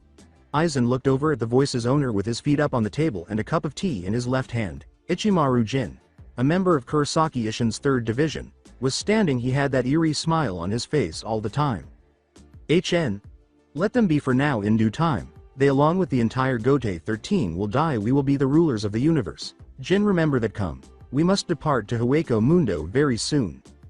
Jin gave a snort. Aizen refused to cede power to anyone but himself. According to Aizen's philosophy, Jin and Tosen were merely his subordinates and could be replaced. None of them ever really mattered to him, and he never will. Still holding his cup of tea, he got up and followed Aizen out of the room. Captain's meeting room. Soul Society. The other captains sighed in relief as Genryusai said, "It seems as though the danger of the hollows has passed." Naturally, he was well versed in Jinta, Ururu, and Naruto. However, he was deeply amazed by the sheer number of hollows in the real world. They had vanished before he could deploy any troops. They seemed to be under the influence of an external force, which was highly unusual. The hollows being so close to Naruto made Yamamoto a little anxious, but he trusted Ururu and Jinta to handle it. If Yoruichi had asked him, he would have assisted her in hiding them because he was aware of the true reason they were thought to be dead. Kurosaki Ishin cast a suspicious glance at his supreme commander. It was impossible for him to ignore the old man's growing interest in real-world issues. Ishin was now a very skilled Shinigami who could recognize Ryotsu at a great distance. Additionally, the owners of the Ryotsu he believed he felt were supposed to be deceased Ichigo could undoubtedly go to the real world, but he couldn't because it would appear extremely suspicious. Ishin looked up at the elderly man and said, "Su Taicho, if I may speak." The 3rd Division captain caught Yamamoto's attention. "Nani, Kurosaki-san?" Sir, if I may be so bold as to suggest that perhaps it would be prudent if someone, perhaps a lieutenant, goes into the real world to check if everything is all right, Isshin made the suggestion. Yamamoto considered this for a while. Your suggestion does come with merit, I suppose. Yes, that would be good. Your vice captain will be up to this job, right, Isshin? Isshin gave a nod. Yes, Ichigo will go. He does not need assistance. For the most part he will be fine. Yamamoto noticed the anxious glances that Kazuki and Yoruichi exchanged with one another. Indeed, the Hollows were near their son's residence. They had good reason to be worried, however. Yamamoto secretly hoped that Naruto's Ryotsu would appeal to him and that a hollow was still open. He desired to witness the boy's behavior. Although Yamamoto was not a cunning or cruel person, he was able to spot talent when he saw it. He chose Jushiro and Shinsui as his disciples for this reason. Like Naruto, they had enormous potential in his heart. He felt that Naruto would be the strong individual who would lead the next generation of Shinigami. Alright then, send the boy out immediately to scout the area for any potential lingering threats, Yamamoto said. Hi. Isshin disappeared to inform Ichigo that he needed to finish a task. The rest of you were dismissed as well, though Kazuki-san, Yoruichi-san, stay behind for a moment. There was a discrepancy in the report that you filed a week ago, Yamamoto stated. Yoruichi and Kazuki exchanged bewildered glances before shrugging. The captains were gone in a flash. Retsu gave her friend a reassuring look and walked away. Yamamoto sighed after gazing at two of his finest captains. Listen, there was nothing wrong with the reports that you filed. I'm here to talk to you about a more personal matter. The two best friends, parents, almost lovers, became anxious. I apologize, Su Taicho, but I'm afraid I don't understand, Kazuki cautiously said to the elderly man. Are you sure that you don't? You're supposed to be a genius. Boy, use that knowledgeable brain of yours and think, was the captain's reply. Personal issues, Hollows showing up near Naruto. Personal issues, Naruto. Kazuki exhaled. The commander was aware of their son. Oh no.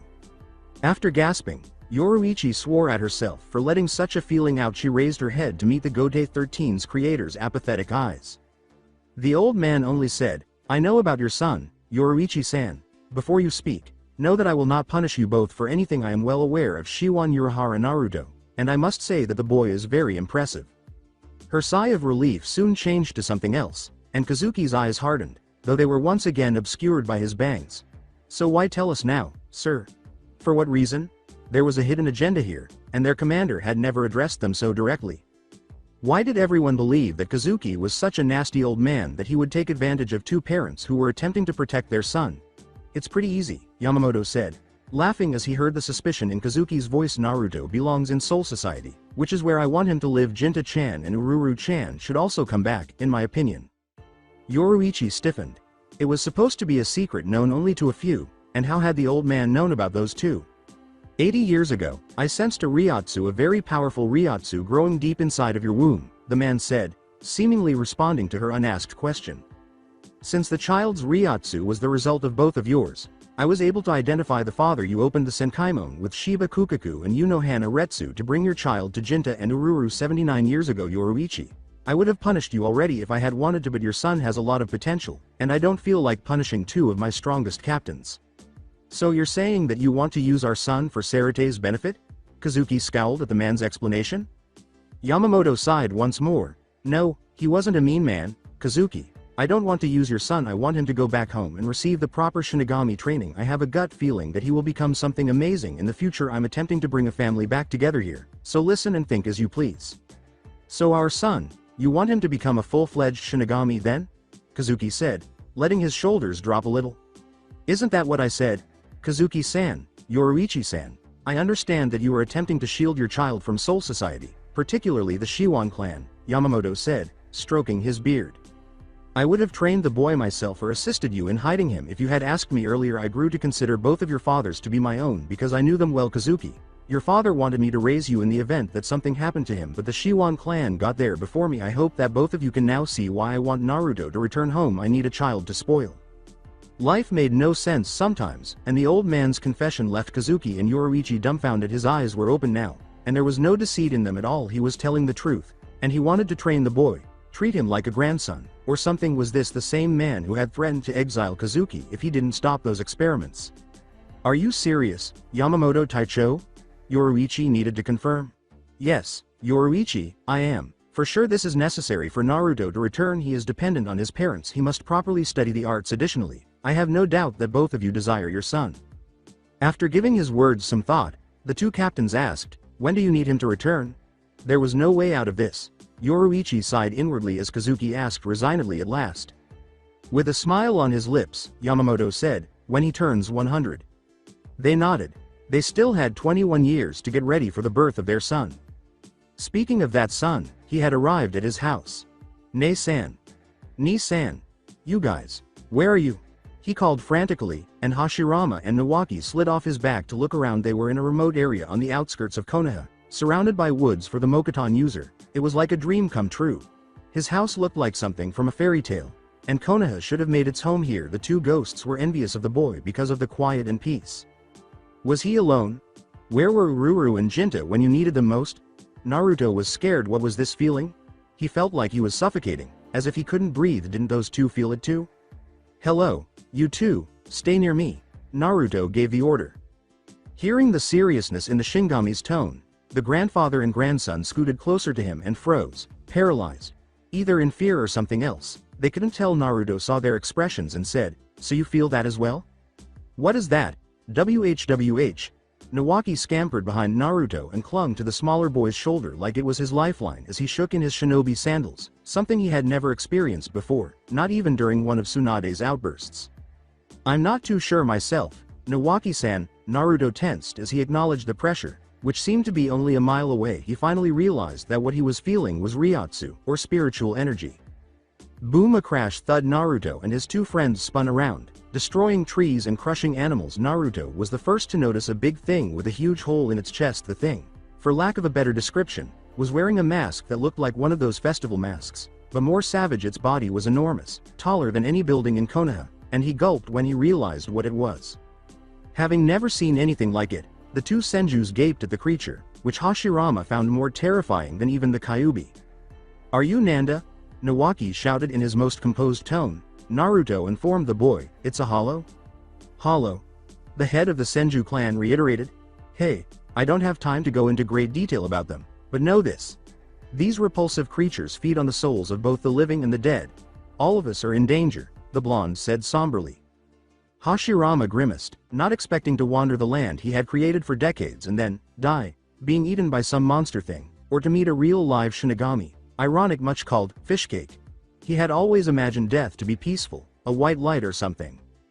Naruto had no idea how to take on a hollow. Ururu and Jinta had informed him that they would use Kido or their swords when they came across one, but Naruto lacked a Zanpakuto, so Kido was his only option. You two, don't come here, Naruto ordered. I'll try to take this thing out. The hollow, sensing that his food had moved, attempted to follow them but was thwarted by a large rock thrown at his head. The two were more than happy to comply with the boy's demands and fled as far away from the area as possible. Oh no! With a grunt, the hollow turned to face the brash whelp who had thrown the rock. Hey fat ass. Yes, exactly what you want is me, not them. Come get me, then. Although it may not have been the best course of action in hindsight, Naruto's taunt was successful because the hollow immediately followed him. Ichi no Bakudo. Sigh. However, Naruto's Bakudo was fairly strong and held out well. Naruto quickly shun-PO'd behind the hollow and touched part of his mask, and the hollow sung wildly about trying to dislodge the boy. Way of binding number 1. Restrain. The hollow's arms were bound behind its back, and the more it tried to move, the more frustrated it became based on the crescendo of its growls. Hado no Juichi. Raiden Suzuri. An electric current sprang from Naruto's palms and into the hollow, causing it to instantly disappear in thousands of particles. Way of destruction number 11. Bound lightning. The senjus emerged from their hiding spots, their mouths wide open, and Naruto fell to the ground, panting a little. That was absolutely amazing. In Naruto's ear, Nawaki yelled. Naruto rubbed the back of his head sheepishly as he flushed. Oh, that. It was nothing. In a manner reminiscent of Kazuki, he told them. The sky suddenly split, and a huge, hideous creature emerged from it. Naruto shuddered, because the Ryotsu of this creature was so much more volatile than that of the other hollows. He had never seen a hollow in 73 years. So why now, of all times, did two have to appear when his brother and sister weren't even present? I think you guys might want to go back into hiding. The ghosts would have shit themselves right now if they could, but Naruto whispered, we have a big problem.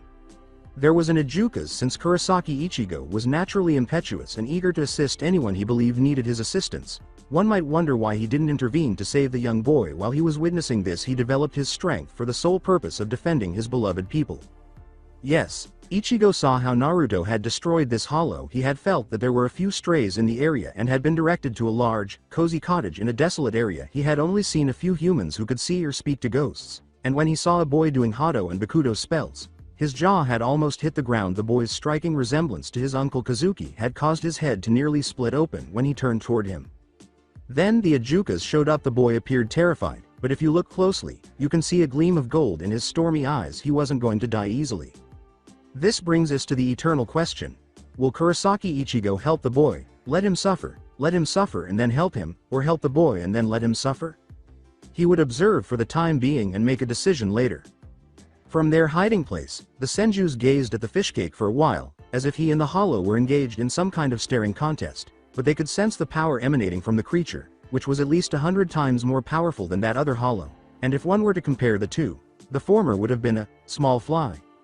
As a true son of his father, Naruto's mind was racing, calculating hundreds of battle plans in his mind, all of which ended with him being killed or gravely injured.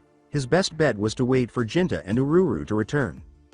Even though Naruto's vision was blurry and he couldn't see properly, he managed to shunpo out of the way before the Ijukas swiped a large hand at him, causing him to crash into the many trees behind him. Naruto stood up shakily, feeling a warm liquid descend from his aching head, and looked up only to see that the hollow was about to strike again.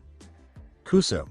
The blonde yelled. He had blood spurting out of a nasty gash on his forehead. Kuso Kuso! With his limited spell repertoire, he was unable to win and continued to dodge the Maino's attacks. He could use the incantation to perform the high-level spells, but how would he have time to say them all? The Maino's was too quick for him, and he could kill him with ease. Naruto needed to divert the Ijukas in order to perform the spell. The only question was how to do that. The true test of his skill with Kido spells would be today. Bakudo, the way of binding. One day, Jinta and Ururu found him engrossed in a book of Kido spells he had found in the house. He was fascinated by them, but they took the book away before he could fully memorize the upper-level ones, though he had written down a few. Naruto inhaled deeply, felt the Ryotsu coursing through his body, which Ichigo could see and which the man recognized very well. Naruto then inhaled again to regain his composure. Bakudo no Ichi. Sigh. Ichigo questioned whether he was attempting to use the same attack he had used against the weaker hollow again, but then he noticed the boy's smirk and realized that the child wasn't foolish. He was just trying things out. That binding spell had no effect on Maino's second level, it only slightly restrained the creature. So it's useless, isn't it? Then what about this? Raising his hand toward the hollow, Naruto clenched it into a fist and exclaimed, Bakudo no Rokuju-san. Seijo Sabaku. Way of binding number 63. Locking bondage stripes. A thick layer of yellow covered the Ijuka from the torso up, rendering him essentially incapacitated, but Naruto knew he could easily get out of that. He needed to act quickly because his stamina was running low. Ichigo marveled as the Kazuki clone prepared himself, and by this point he had come to the conclusion that the child was not a human at all, since no human knew the Shinigami arts, and those who did were dead. So where did the child learn this? Naruto gestured toward the hollow with his right middle and index fingers, saying, Shiniku no Kamen, Bansho, Habataki, Hito no na o Kansu mano yo. Taika no Fuchi o Enten ni Tematsu, Soka no Kabe ni Soren Okazamu. Hado no Nanaju-san. Soren Sokatsui. Ye Lord. Mask of blood and flesh, all creation. Flutter of wings. Ye who bears the name of man. Inscribe a twin lotus on the wall of blue flame. Wait at the far heavens in the abyss of conflagration. Way of binding number 73. Twin lotus. Blue fire crashed down. Out of his outstretched fingers, blue spiritual energy erupted, striking the Ijukas directly over the hole in its chest. Due to the previous Bakudo spell, the Ijukas was immobile and let out a painful howl. Ichigo gazed in wonder at the child. Two high-level Kido spells had been used in tandem by him. Many ordinary Shinigami found that to be challenging. This child was already this strong before he even had his Zanpakuto. What in the world was he doing? Later, he would inquire. The child required assistance. Naruto fell to the ground, gasping for air. It had taken a lot of energy and was not an easy task despite the hollow thing's apparent severe injuries. Naruto wasn't sure if they were sufficient. He saw an orange-haired man in billowing black robes slicing the Ijukas in two as his final sight before he fell into a deep, fitful sleep. Additionally, he watched as the two Senjus approached him, their transparent faces worried. Then everything was dark. From a great distance, Ururu and Jinta sensed Naruto's Ryotsu. They experienced hollow Ryotsu as well. How had they gotten those out? Was that a Shinigami's Ryotsu? And shit? They arrived at their house after a few more minutes? The damage was significant somehow. The house hadn't been destroyed either, and no humans had come to look into it. However, Naruto was nowhere to be seen. Jinta shouted, "Naruto," as loudly as he could. "Naruto." Jinta and Ururu froze in their tracks as they dashed into the house. Kurosaki Ichigo was sitting in their living room, holding an unconscious Naruto in his lap. Ichigo appeared to be incredulous as he gazed at the two of them with wide eyes. Ichigo muttered, "Jinta-san. Ururu-san." Jinta swore to herself Ichigo, the boy who had trusted him above all others, had to be the person he had to meet today. With hesitation, Ururu said, "Ichigo-kun?" The man yelled at his two elders, "But you're supposed to be dead." Yoruichi-ba-san herself said so, and so did Dad and Kazuki Jii-san. What the hell? Naruto was still asleep. After staring at their brother, the red-headed and Raven turned to face Ichigo. Jinta bluntly told the man, "Ichigo-kun, Yoruichi-sama faked our deaths." Ichigo gaped. "Huh? But why? Yui were I mean?" With her gaze still fixed on Naruto's lifeless body, Ururu questioned, "That story is for another time, but tell us this, why are you here?" The fact that those two were still alive still shocked Ichigo. It was ridiculous. Well, apparently Dad wanted me to check out the hollows in the human world. I'm assuming it was you two who killed all of them in the first place. Dad wanted me to make sure that none of them were still around, but one was and it attacked this little guy here, then another this time, and a Jukas came out of the sky and went after him as well. Jinta and Ururu both gasped when two hollows attacked. Naruto was left to fend for himself because they had abandoned him. In fact, he had no idea what hollows looked like. Jinta insisted, "And were you watching the fight?" Ichigo could hear the older man's voice tense. Yes, I was. Before you criticize me for not helping him, you should know that he took out the first hollow fine. He had two spirits with him, and I'm guessing those, coupled with the kid's Ryotsu, attracted the hollow to him. He used a simple Bakudo to bind the hollow. Then he used a Hado to destroy it. The second one, it was an Ajukas. Ururu went pale. Jinta appeared capable of killing someone. Ichigo cast a guilty glance down. It was true that the child wouldn't have been so badly injured if he had gotten involved. Ururu approached and took the boy into her lap, caressing his face and blood-soaked hair while asking, What did Naruto do?" Ichigo had never seen the woman so emotional before. He used the same strategy that he defeated the weaker hollow with, more Kido spells, but the spells that he used, boy, I don't know what you've been teaching him. He used Bakudo number 63 and then Hado number 73 all in quick succession. That's why he was so weak. It took a lot of Ryotsu out of him by the looks of it, plus he was thrown into trees, hence the injuries to his head. Jinta took Ichigo's robe by the front. "You're a lieutenant, a damn strong one. Then why couldn't you have taken the Mainos out by yourself?" Ichigo scowled and withdrew from the older man's hold. "Because I wanted to see what the kid would do." "Okay. Clearly he's not human. I mean, any Shinigami can tell that he himself is a Shinigami. The kid knows this, and is damn talented with Kido. So before you get all worked up, you will tell me exactly who he is." His chocolate brown eyes lit up and Jinta let out a breath. Ururu touched Jinta's shoulder tenderly. It was a warning to keep him from acting hastily. Softly, she spoke from Ichigo's side. "The boy is our younger brother, not by blood or anything, but a younger brother nonetheless. Clearly you haven't been told anything about him by Yoruichi-sama or Kazuki-san, but I'm sure you've noted the resemblance between the two." Ichigo gave a tentative nod, uncertain whether Ururu would say what he expected her to say. With a dramatic conclusion and an ethereal whisper, Ururu said, "The boy's full name is Urahara Shiwan Naruto." The man with the orange hair lost his ability to speak. Kami's holy mother, a child, had been born to his surrogate uncle, and Aunt Fishcake was a kid with blonde whiskers. Ichigo, however, was unable to comment on names. After all, he was a strawberry still, though it's not often that you find out that two people who should be dead are actually alive and functioning. Additionally, those two individuals staged their deaths with the assistance of their surrogate aunt, and that the uncle and surrogate aunt had a child. Ichigo spluttered, "Bu, but how?" "Well, when two people love each other very much, the man puts his." He turned a deep red. "No, I know how, but I mean when," he said. Jinta let out a sigh. "Yoruichi-sama came to us 79 years ago with this little bundle of joy. See, look, there's a Shiwan medallion around his neck." Ichigo saw it for himself. "She told us to look after him like we were his brother and sister. And we trained him, bit by bit, in our ways. He didn't actually know that he was a Shinigami until about 23 years ago, but still he's a damn genius too. Just like Kazuki-san. However, he doesn't know who his parents are yet. All he knows is that they're captains. He's a natural at Kido spells. Just like Yoruichi-sama. In fact, We never taught him the kiddos that you mentioned, but I think he just picked them up from that book we have, Jinta concluded. Incredulously, Ichigo said, wait, there's a book on Kido? Instead. Yep. Tessai-san gave it to us as a gift. He's one of the few people who knows where we are. I don't think he knows about Naruto though, but then again, the less who know the better. Ururu responded. She kissed the boy's motionless body. Jinta, he should have woken up by now. This isn't exhaustion, is it? Ichigo observed the boy's clear resemblance to Kazuki as he studied him for a while. Ichigo, for some reason, also recognized himself in the boy. Then he smiled. If that were the case, he was aware of the child's condition. Ichigo promised the anxious couple, don't worry, Naruto will be fine, just leave him alone for some time. The lieutenant was asked by Ururu, what do you mean? Ichigo answered cryptically, let's just say that he's on his way to becoming a true Shinigami. Both the red-headed one and the raven grasped it instantly. The smiles on their faces were the same. Finally, that moment had arrived. Ichigo got to his feet. Well, I've overstayed my welcome here. If Naruto asks, just tell him I'm Ichigo Aniki. That will be fine. I've always wanted a little brother anyway. Oh. And also tell him that the two spirits have been given a proper soul burial. They should be in Rukongai by now.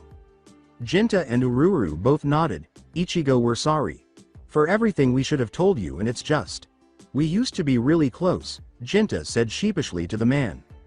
Ichigo beckoned him away. It's fine, we all thought that you were dead, and I'm sure that there was a good reason for why you had to fake your own deaths. It must have been hard, leaving everything. Heck, you two were lieutenant material the last I heard, and now, but hey, life happens. I really should get going. I stayed out too long for a simple recon mission. They might become suspicious. I'm sure that we'll meet again. I might even come visit sometime. Ururu hugged Ichigo like a sister. She whispered in his ear, just don't tell too many people about us. In return, he gave her a squeeze. Ichigo shouted, Yane. As he left the room before the two of them could respond, Jinta gave a headshake. Man, he hasn't changed one bit. After Naruto was taken to his room, the two observed how his chest rose and fell with each breath. His bangs hid his now closed eyes even when he slept. With a gentle kiss on Ururu's temple, Jinta said, let him rest, he's gone through a lot today. The action made her flush. Jinta appeared taken aback by his actions as well. Naruto was left alone in his own world as the two quietly left his room. The mindscape of Naruto. Naruto opened his eyes blearily. He felt as though he had dropped a ton of bricks on his own head. The pain in his forehead was throbbing sleepily. He asked himself, where am I? This is your own thoughts. Naruto suddenly lurched to his feet. His voice sounded just like that when he surveyed the area. What was this location? It appeared to be unlike anything he had ever seen. He found himself standing on a very remote island. There was nothing on it, not even a palm tree, and it was empty. The sky appeared as though it would rain at any moment for miles and miles. All he could see was water. However, the water was golden rather than blue water. That's golden? He was mentally unstable. This is just who you really are. Your mind isn't as broken as you think it is. Naruto leapt. Could this voice, his voice, hear what he was thinking? Naturally, I am you. More specifically, your conscience. Alright, that was really strange since this was his own mind. It is clear that his conscience was present. However, why this island in the water? You unconsciously cut yourself off from everyone else, which is why the island exists. You have a pure soul, which is why the water is golden. Your soul is reflected in the water itself. You'll see if you look into it. Despite his hesitation, Naruto followed his conscience and peered into the water. To his great astonishment, he saw someone else's reflection in the mirror rather than his own. He was looking at someone with reddish blonde hair. He had a very attractive, angular face. He still had 3 whisker marks on each cheek, which was strange. His eyes were golden like water and slid like a cat's. Naruto gazed in wonder at the man. There was no boyish fat on the man's face, proving that he was a man. According to the reflection, so you've come, it's only taken you 79 years. Even though Naruto wasn't easily agitated, he didn't like the mocking tone of the reflection's voice. Hey, I only found out what I was 29 years ago, he replied. Huh? Do you think that matters? I've been with you for your entire life, and that's the excuse you give? Come now, you must have felt it, ever since you were born, that you were different based on the humans that you saw as a kid. You never thought that you were the same as them. You've always imagined yourself to be different from them. Naruto considered the words of the reflection. It was accurate. He was not allowed to enter the village when he was younger, but he didn't want to interact with people in the first place because he felt like he would never fit in. Naruto detested crowds. After a while, he asked, "Who are you?" The reflection laughed. "You know my name, it's..." Naruto blinked. The man's mouth moved, but he didn't hear any sound. "Excuse me, could you repeat that?" The reflection's shoulders slumped as he sighed. "I guess it's too early for that, but no worries, soon, we will meet each other for real." Naruto gazed at the man. Perplexed, he was reminded of something or someone, though. The longer he gazed into those golden eyes, he exclaimed in realization, "You're me, aren't you? I mean, my powers, my soul, you're my Zanpakuto?" The eyes of the reflection grew wide. The child picked it up quickly. "You bet I am. You can't hear my name yet because you aren't ready. Soon the time will come, Naruto, that's all I can say. However, I think that our time is up. You should be waking soon. Remember, should you ever need me, just close your eyes and envision this place. It is your mind after all." Naruto nodded and observed the dissolution of his inner thoughts. He returned to reality. Gradually, my chamber, he pondered. Then, all of the flashbacks came at him at once. He encountered the ghosts, made an effort to keep them safe, and battled the hollows. He saw that orange-haired man and crashed into trees. He even recalled hearing someone touch his hair and talk about him. It was really pleasant. After that, someone informed Ururu and Jinta that Naruto could refer to him as Ichigo Iniki. However, two names caught his attention, and despite his best efforts, he was unable to determine why they seemed so familiar. He felt as if he had known Urahara Kazuki and Shiwan Yoruichi for ages, but who were they? Seiretii with a sigh, Ichigo left the commander's office. Yamamoto was therefore aware of everything. Slowly, he made his way back to his family's home, stopping occasionally to greet those who knew him in the street. Despite its small size, the Kurosaki clan enjoyed the same level of respect as the Urahara clan. Somewhere, the two clans shared an ancestor. Wearily, he trudged up to his father's quarters. He wasn't tired, but he had a lot to process the information he had been given today. He went into his father's room without knocking and found the 3rd Division captain lying on the bed with a photograph of his late wife in his arms. Ichigo flinched. His mother's birthday was today. However, she had been killed in an attack that a Rouge Shinigami had planned. Under Kyoraku Shinsui, Kurosaki Masaki had been a superb lieutenant. However, she had only needed a fatal blow to the jugular to pass away. Isshin had been devastated beyond belief. Ichigo roused his father with a gentle shake. Isshin leapt to his feet. Still clutching the Masaki photo, he needed a moment to get his bearings in the environment. Isshin swore at his negligence. He really didn't want to be seen like this, but his son had seen him. He was going to chastise Ichigo, but he paused when he noticed his oldest son's sullen expression. Isshin hesitantly said, "I'm assuming that the Rakan was fine?" Ichigo stretched languidly and said, "That was fine. It was what I found that was strange. He had to share Naruto and the others with his family." Isshin's interest had been aroused. "Oh, and what exactly did you find?" Ichigo answered, "I'm going to go get Karen and Yuzu, then I'll tell you." Without saying anything more, he departed. If Isshin knew he had a cute little nephew running around the real world, wouldn't he be shocked? Kazuki's chambers. 30 minutes later, to Yoruichi's chagrin, Kazuki was pacing. No, this was more like Shunpo-ing.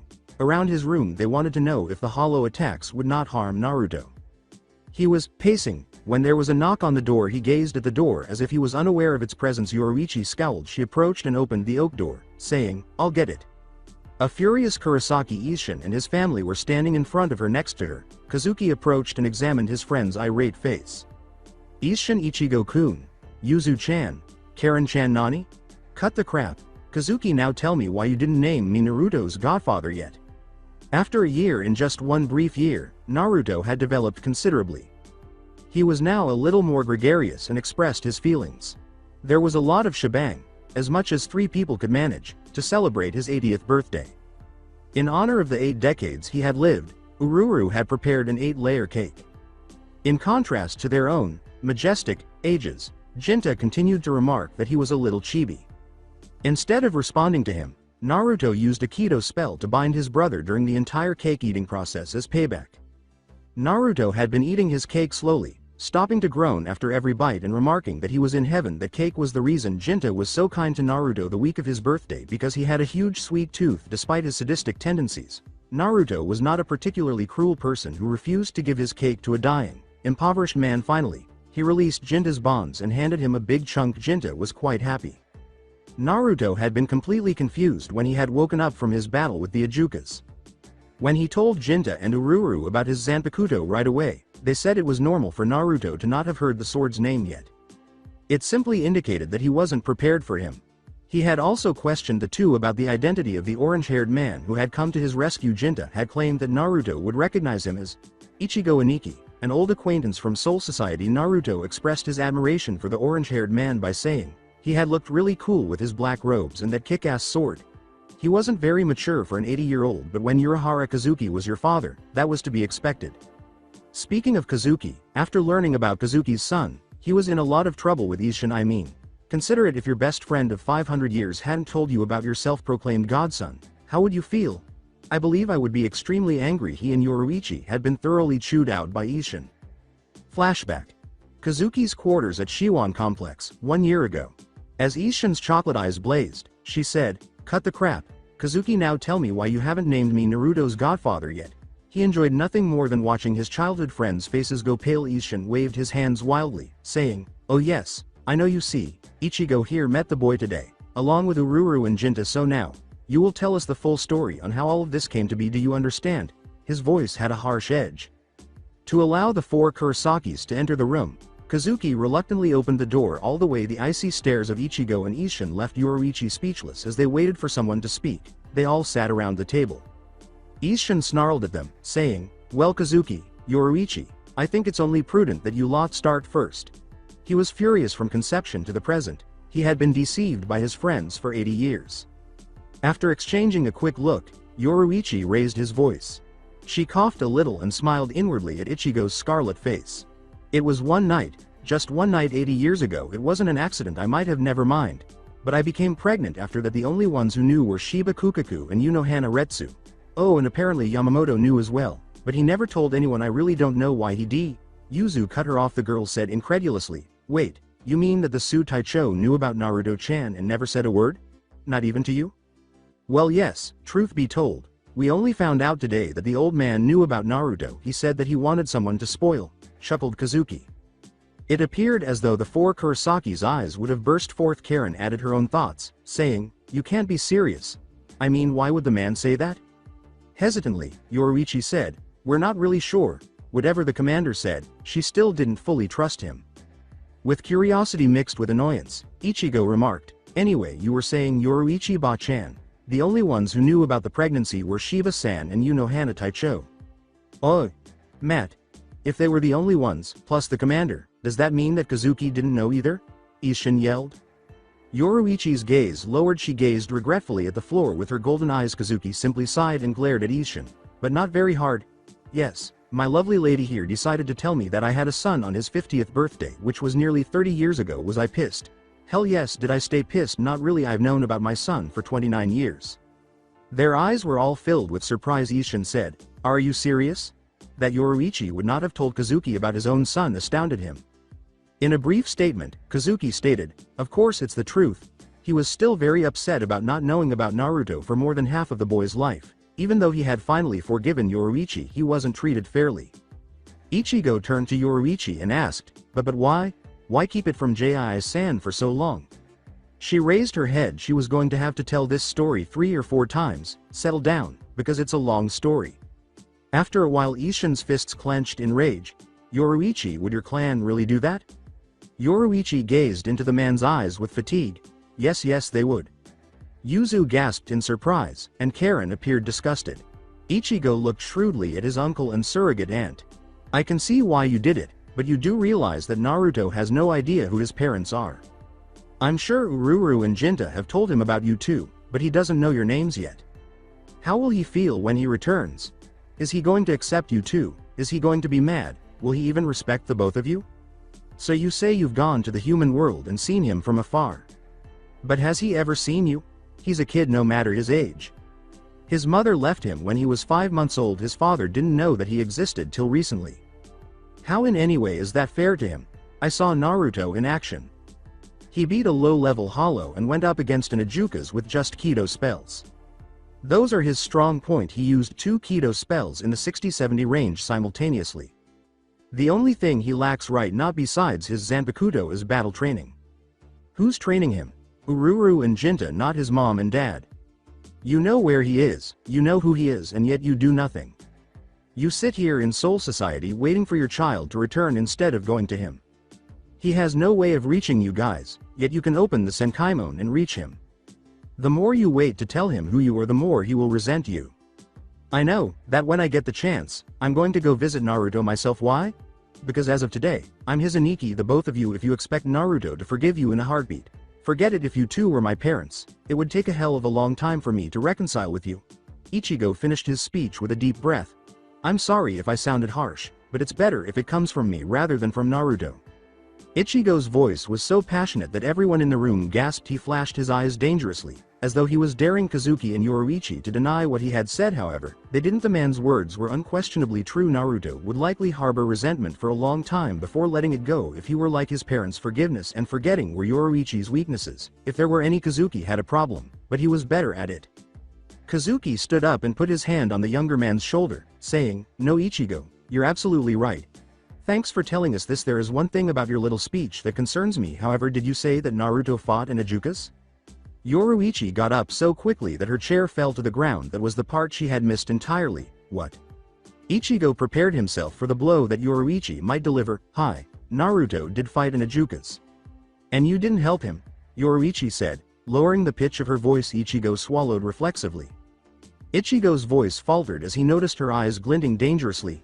No, I didn't. I needed to see what he could do. He was an enigma, a Shinigami on Earth. I wasn't going to let him die, but I was gauging his skill level." But much to his astonishment, she gave him an understanding nod. Kazuki appeared to agree with the man's explanation as well. "You said that what he lacked was battle experience. I'm not going to lie and say that it was good that you didn't help him, but now we know what he needs to work on. Ichigo, we know that we have done our son wrong. We know that we don't deserve to be his parents. We know that we haven't shown him anything that a parent would, but we can't help but hope." Yoruichi left him a medallion around his neck. "The Shiwan emblem. I know that he wears it. I'm sure you saw it too. He doesn't know who we are, yet he holds parts of us close to his heart. When he returns, we will accept whatever he decides to do, whether he acknowledges us or not," said to the Kurosaki family. Ichigo appeared confused. "Explain to me why you can't just go down to the human world the next time we have a mission and tell Naruto who you are to him? Postponing this will only delay the inevitable." Yoruichi gave a little laugh. Karen responded to the rhetorical question by saying, "You know, Retsu told me the same thing when I decided to tell Kazuki about Naruto. Why is it that everyone else gives us such good advice and we never take it? It's because the two of you always think you know exactly what you are doing and then something goes wrong," he deadpanned. Kazuki sulked. "Karen-chan, that's so mean. You wound me." Karen laughed. "Kazuki Jii, you're a liar, but I'm curious. Tell us more about Naruto, and Jinta and Ururu." Yoruichi paused to consider his answer. Well, he's 79 years old, born on October 10th. He weighed 6 pounds and 6 ounces when he was born. He was 21 inches long, and oh, he has these adorable whisker marks on his cheeks." Incredulously, Yuzu questioned, "Whisker marks?" "Yep. You know how I can turn into a cat, yes?" she inquired. Everybody gave a nod. "Well, I think it's because of that. I mean, what else could it be?" Isshin asked, "Does that mean that the kid acts like a cat too?" "No, not from what we know, otherwise it would have been most interesting," Kazuki thought. Ichigo impatiently added, "You guys still haven't answered my question." Both of them sighed. "I don't know, we're scared. I know that it's lame, but it's true. I mean, take everything that you said about Naruto and reverse it. Will he accept us? Will he love us? Will he forgive us? The two of us might have this facade of sheer confidence, but we're both cowards. Me more so than Kazuki. I mean, I didn't even tell him that I was pregnant for Kami's sake. I'm a coward, and I'll admit that." Isshin asked them, "Then what do you plan on doing about it?" He couldn't help but be upset with these two because they lacked the courage to claim Naruto, despite the fact that they were his closest friends. Chocolate Eyes met stormy ones. "We'll trust our son. That's what we'll do. We'll give him all the guidance that we can from the sidelines, and then he'll make his choice." After giving Kazuki a brief glance, Isshin shook his head. "Listen to yourself, Kazuki. This isn't the Urahara Kazuki that I know. This is taking the coward's way out. You're talking about a child here. A child that the both of you have never held a proper conversation with. A child who's been raised by two Shinigamis who are not his parents. A child who doesn't know his parents' names yet. And why? Because Yoruichi here was too stubborn to let the kid know his own mother abandoned him, and refused to tell the kid her name. Now that's cruel. That's too cruel for any child to deal with." The breath caught in Kazuki's throat. Yoruichi took hold of his hand and gave him a direct look. Her golden eyes showed him a wide range of emotions: sadness, guilt, shame, fear, and so forth. A hand was placed on each of their shoulders by Isshin. "I'm sorry that I said this, but based off of what Ichigo told us before about the kid, he's like you, Kazuki. He bottles up his emotions. I don't know how he'll react to you guys. Just tell Naruto for Kami's sake. It'll make things so much easier." Slowly, they nodded. Ichigo's mind was racing with all of Naruto's potential. He had already decided in order for Naruto to become proficient in Zanpakuto, he would train him. The child was going home in 21 years. He had to be ready. Ichigo paid no attention to what Kazuki and Yoruichi had to say. He was too familiar with his uncle and aunt. Naruto would not be informed whose child he was. No. Ichigo himself would tell his self-described Tuto. Entering the real world was the only challenge. Konohagakure in the present with Naruto once more. It was that time of the month. Jinta and Naruto detested that period. It was time to go shopping. Naruto was baffled by Jinta's strong distaste for it. In any case, he never accompanied Naruto. Perhaps it was because his brother would have to spend so much time with his sister, Naruto reasoned. Jinta always wore a slight limp and said Naruto was really sore when he returned from his trips into the village, even though it had only been going on for a few months. Naruto was worried about his brother's health no matter where Naruto went. Ururu's eyes were positively predatory. He questioned Jinta's level of fatigue and what sort of training they were doing.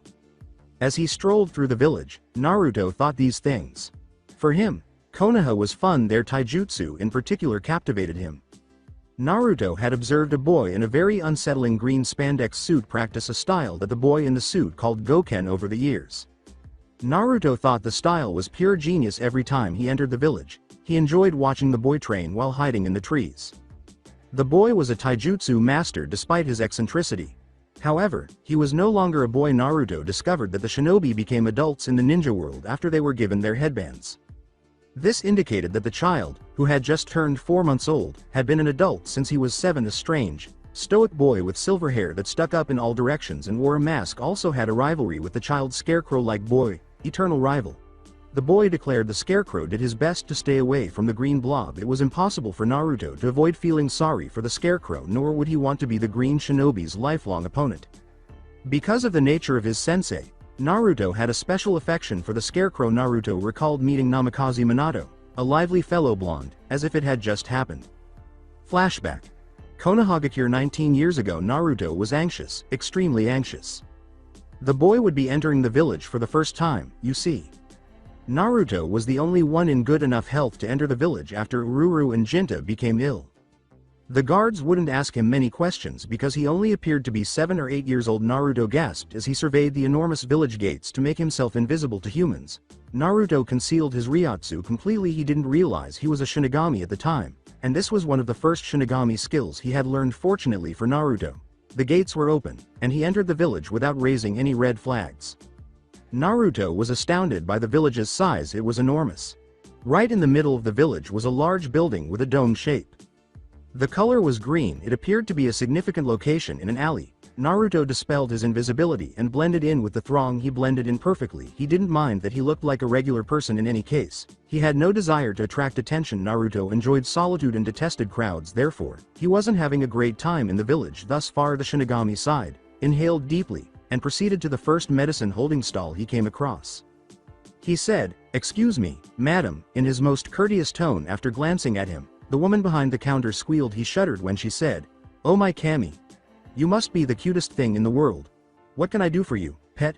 The pitch was really high. The woman smiled at Naruto, who winced. He was surprised by her appearance when he looked up. Despite being a civilian, she had striking pink hair and green eyes. Pink? How could someone get that color in their hair? Naruto's voice returned after a few seconds. "Oh, I'm looking for some medicine. You see, my brother and sister are very ill and I need something to cure them."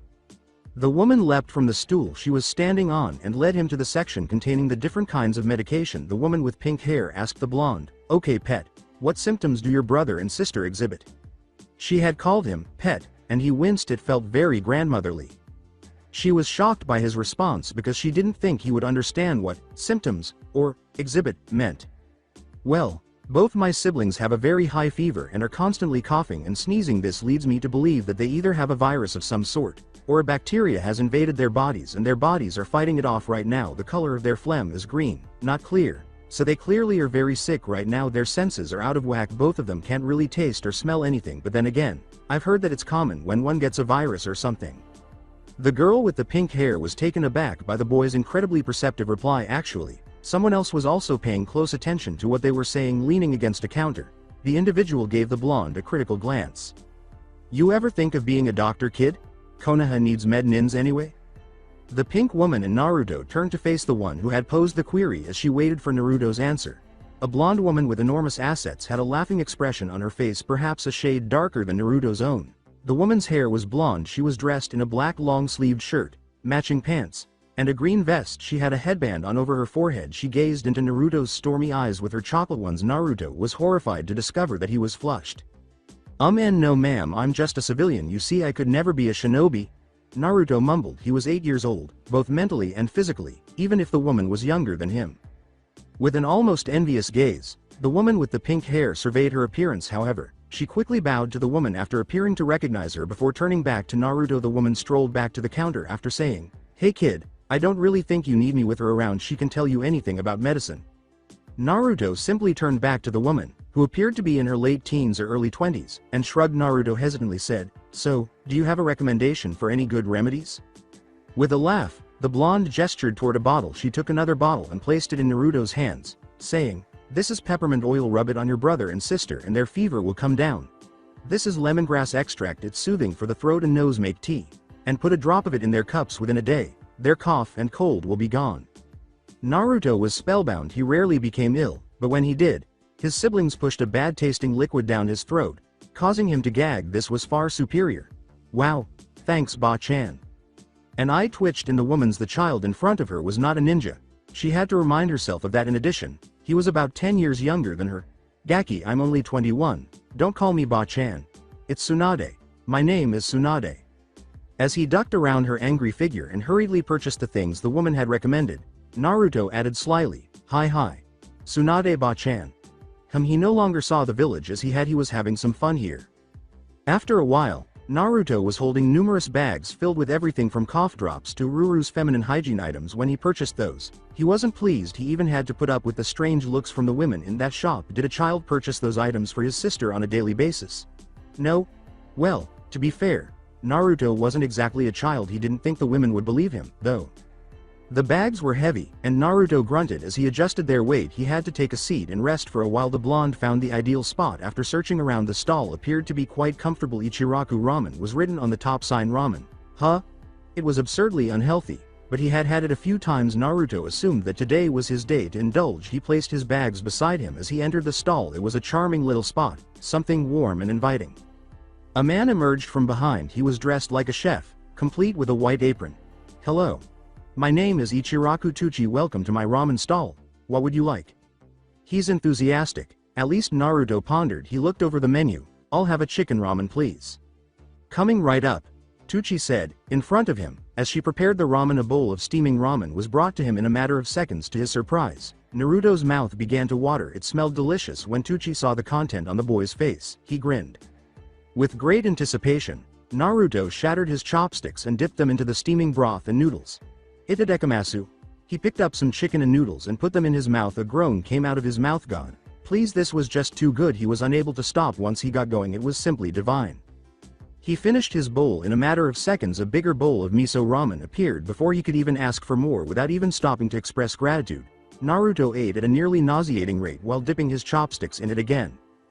Tuchi watched with rage as the blonde child devoured his ramen. He gave a cunning grin. People would never eat anywhere else after trying his ramen.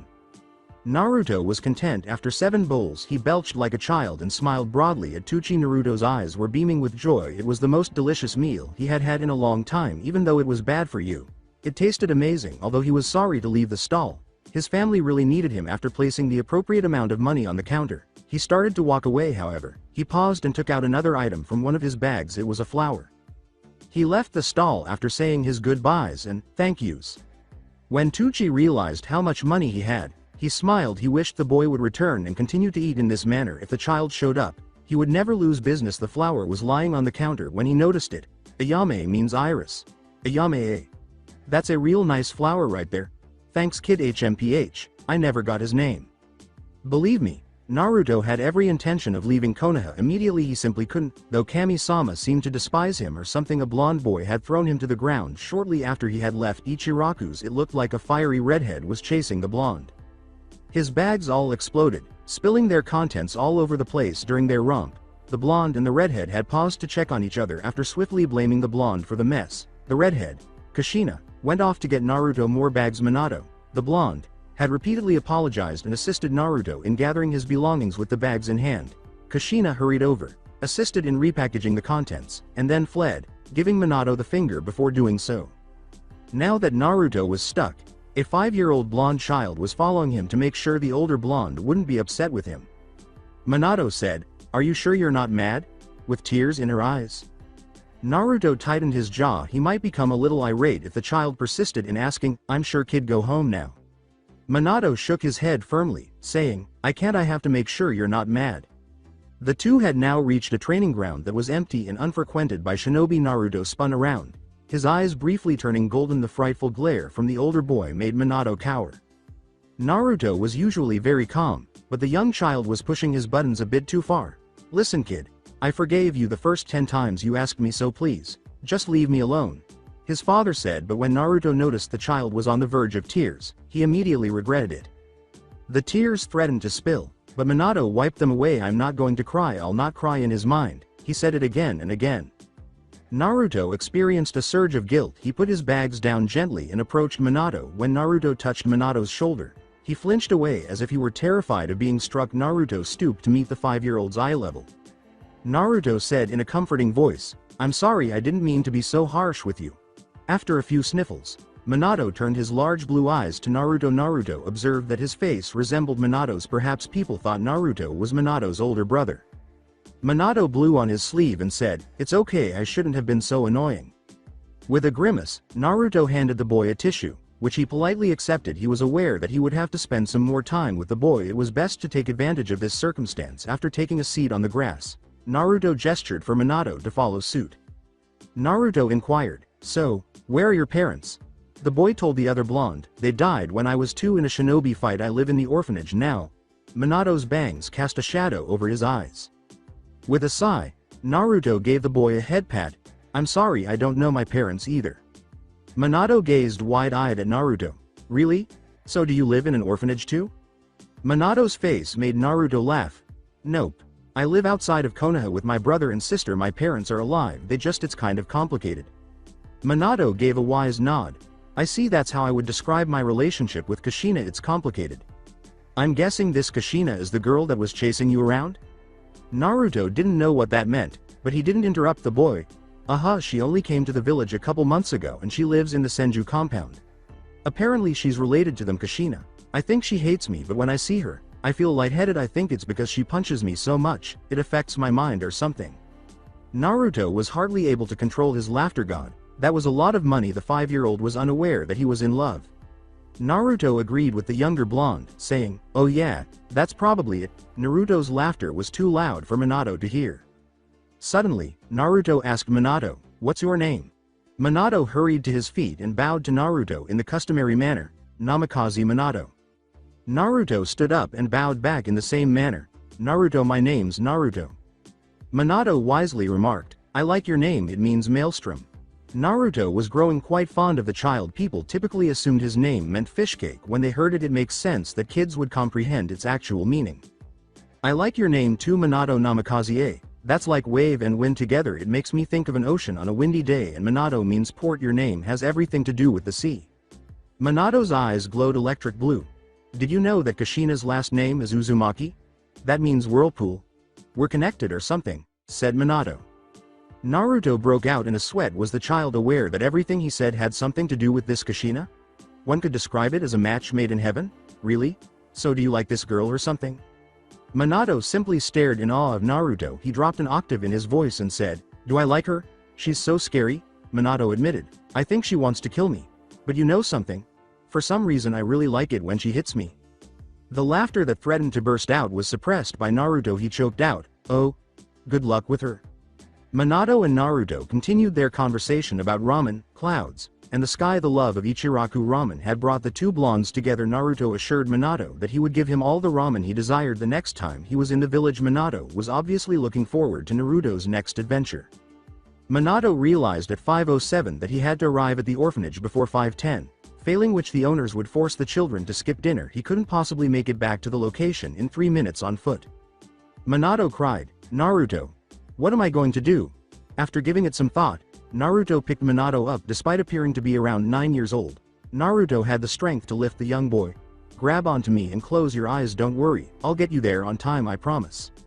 With a nod, Minato closed his eyes and gripped Naruto's shirt. Naruto inhaled deeply before vanishing in a tremendous rush of speed. When he first arrived in the village, he had seen the location of the orphanage and knew exactly where to go. Naruto said softly, "Open your eyes, Minato." After doing so, Minato gazed in awe at Naruto. The orphanage was where he was. Furthermore, it wasn't yet time to enter. Minato questioned him in awe, "Naruto, how did you do that?" The child's admiration for him made Naruto laugh. He asked gravely, "Do you promise not to tell anyone?" Minato straightened up and gave Naruto a salute, "I promise." "Okay. Then I got you here so quick like this." Minato couldn't see Naruto as he passed behind him and then in front of him again. "It's known as Shunpo," Naruto clarified. Minato squealed and said, "Whoa, that was so cool." A 5-year-old squealing is not strange. "But you can't tell anyone." "Okay. Of course not," exclaimed Minato. The time was 5:09. He had just a minute to enter the door. Minato pumped his fist in the air and exclaimed, "I've decided something, Naruto. I'm going to be an amazing shinobi and come up with a technique that's even faster than the Shunpo." Naruto ruffled the child's hair and smiled prior to Minato's reply. Naruto had disappeared. "I'm sure you will, Minato, and I'll be watching you, remember that." The memories he was reliving made Naruto laugh. Minato had done that, he knew. Minato's renowned Hiraishin no Jutsu was comparable to Shunpo, if not quicker. Naruto had heard that Minato was the war's hero and that the Third Shinobi War was over. He had also heard about Konoha's rescue. Thanks to Minato's jutsu, Kushina had also had a significant influence. She was always the one who was upset, hence her nickname, the Red Hot Habanero. Naruto took pride in having influenced the development of such a remarkable shinobi. He noticed Tucci holding a small infant as he passed Ichiraku Ramen when he was in Konoha. He had visited Ichiraku's a few times and spent a good deal of money each time. Naruto made the decision to approach the ramen stall and inquire about the identity of the infant. Let's hope Tucci wouldn't see him. Naruto asked courteously, "Yo, I was just passing by and saw the baby. May I ask what her name is?" Tucci looked at Naruto questioningly. "Do I know you?" "No, but perhaps you would know my uncle. He said that he used to come here quite often whenever he entered the village."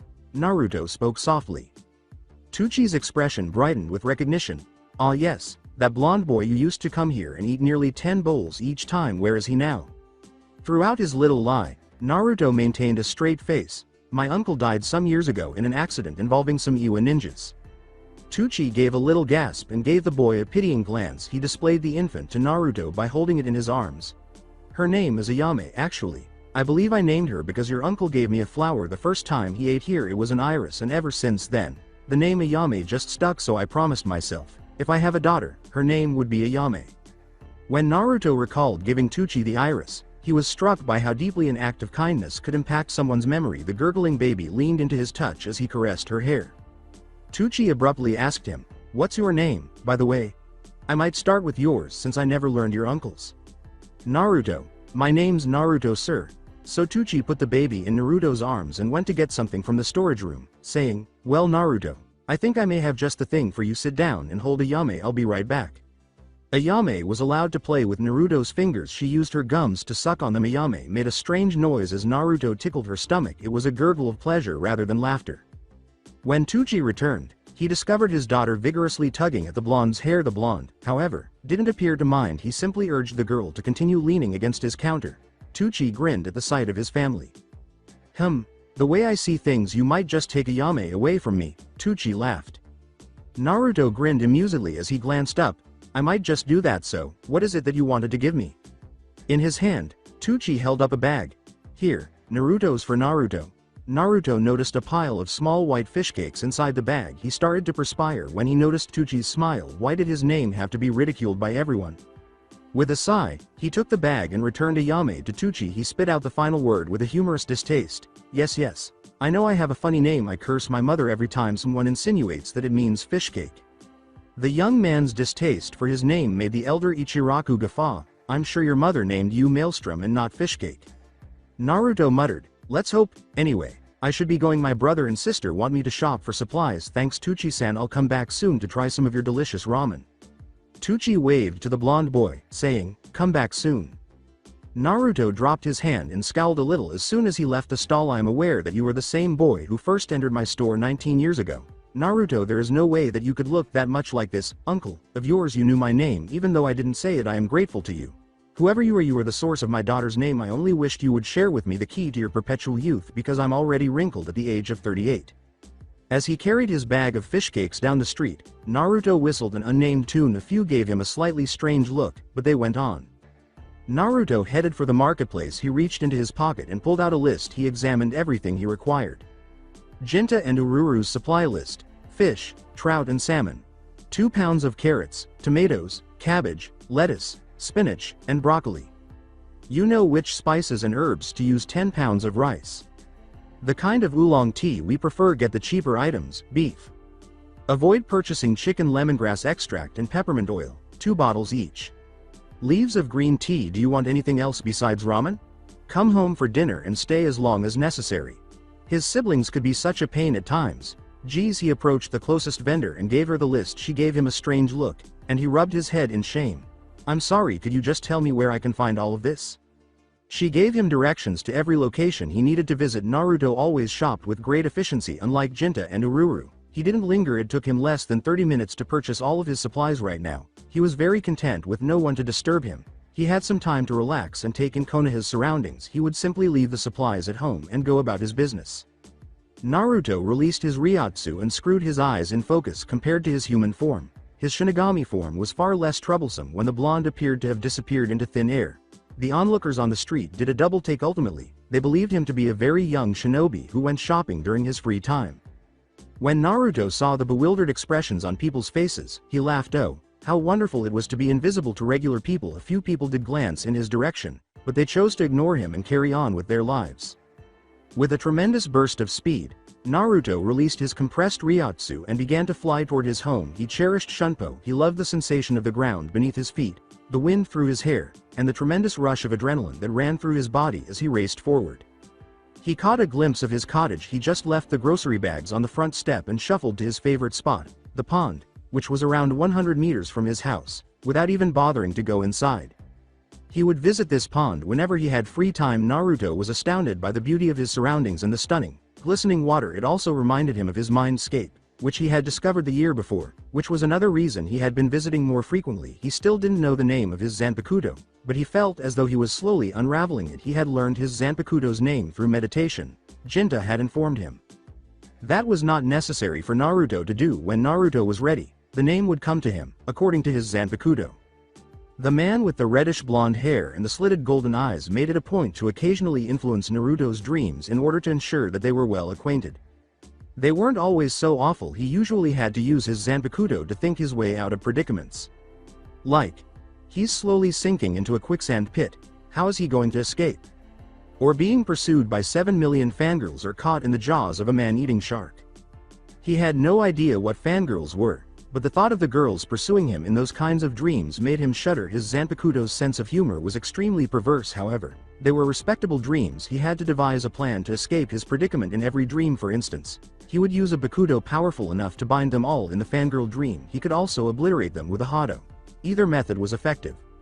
Naruto cherished his Zanpakuto in a way. It was like him, lazy and less provoked. Naruto was unconcerned about Ururu's claim that some Zanpakuto and their wielders did not get along. He was his Zanpakuto, and if he couldn't get along with himself, there was a big issue. Naruto and the sword got along well because their thoughts seemed to align too well. He loved his mindscape as much as he loved his Zanpakuto. It had changed a little somehow. The normally stormy sky had become lighter. The sky relied on his feelings. It grew darker as he became more irritated or angry. He had never seen a ray of sunshine, but the storm clouds seemed to disappear. The happier he was, his sword had responded that this was who he really was. When he questioned it about it, because of him, the sky would never be sunny. A tiny squirrel that landed on Naruto's head and fled startled him out of his reverie. Really? Were the animals unaware that he was standing there? He watched some koi fish jump in and out of the deep blue water while shaking his head. His face lit up with a smile. Naruto had little interest in nature. If there was a god, the person who created this stunning landscape was a true genius. The fact that Ururu and Jinta had chosen to live here made him very happy. He fell gently to sleep beneath his favorite sakura tree. The sakura tree was his symbol of peace. Even though the petals did make him think of those pink-haired banshees he had seen wandering around Konoha and fawning over Minato, and he relished the tranquility. He entered the happy island that was his mind as his eyelids drooped. Hi, welcome back, Naruto. It has been a long time since you were here. His conscience slowly sank in his direction. Naruto was able to feel and sense his conscience. Even though it was not a person and had no gender, it was similar to a friend. As Naruto explained, it's been 3 days, you know that's not all that long. Yes, exactly. However, a lot could have happened in just 3 days. This place could have been destroyed by a tsunami. Naruto looked around. Same golden water, same remote island, same stormy sky. Nothing didn't seem to belong, and did it? No. Then everything's alright. Are you certain of that? His conscience asked abruptly and gravely. With a hint of concern, Naruto asked back, what do you mean? Look more closely. Is everything really okay? The blonde was perplexed when he noticed his own reflection in the water. He attempted to locate his spirit by blinking a few times. He had never seen his image in the water before. The sword was there at all times. When Naruto noticed something, he attempted to examine it more closely. Above him, he noticed a flash of red or gold. Was that hair? No. Naruto took a closer look. It wasn't hair. It appeared to be some sort of garment. Perhaps a cape or something. He looked up to see his Zanpakuto sitting on one of the storm clouds far above him, his amused face staring down at him. Naruto stared in disbelief at the figure. The sentient sword had never emerged from the water before. What had changed? Naruto was altered by you, which is why this location was altered. The blonde questioned incredulously, why you? I mean, we can talk face to face now? After leaping from the cloud, the Zanpakuto landed gracefully in front of Naruto. Well, we talked face to face in the water, didn't we? The only thing you could see of me was my face after all? Naruto gave the man in front of him a scowl. So does this mean anything? The man put on his lecture tone, as Naruto liked to refer to it, and his deep voice became a little irritated. Everything happens for a reason here. So yes, this means that you're evolving. You've grown as a person in the last year, that we've met those dreams that you've been having. Well, they've been like pre-training for the real thing. If it's one thing you lack, it's battle experience. You have the basic skills down, but you have no way of utilizing it. Naruto smiled in comprehension. So you're going to train me in my mind, eh? Exactly, agreed the sword. Your growth has proved to us that you are ready to develop your sword and finally learn my name, though these two things must be done on your own. I will be here to give you guidance as well. Naruto agreed to this. He was happy that he would eventually have the opportunity to become a true Shinigami. So how will this training proceed?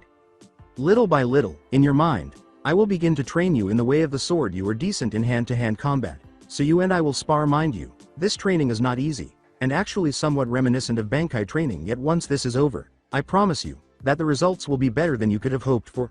The Zanpakuto sighed and showed off his point.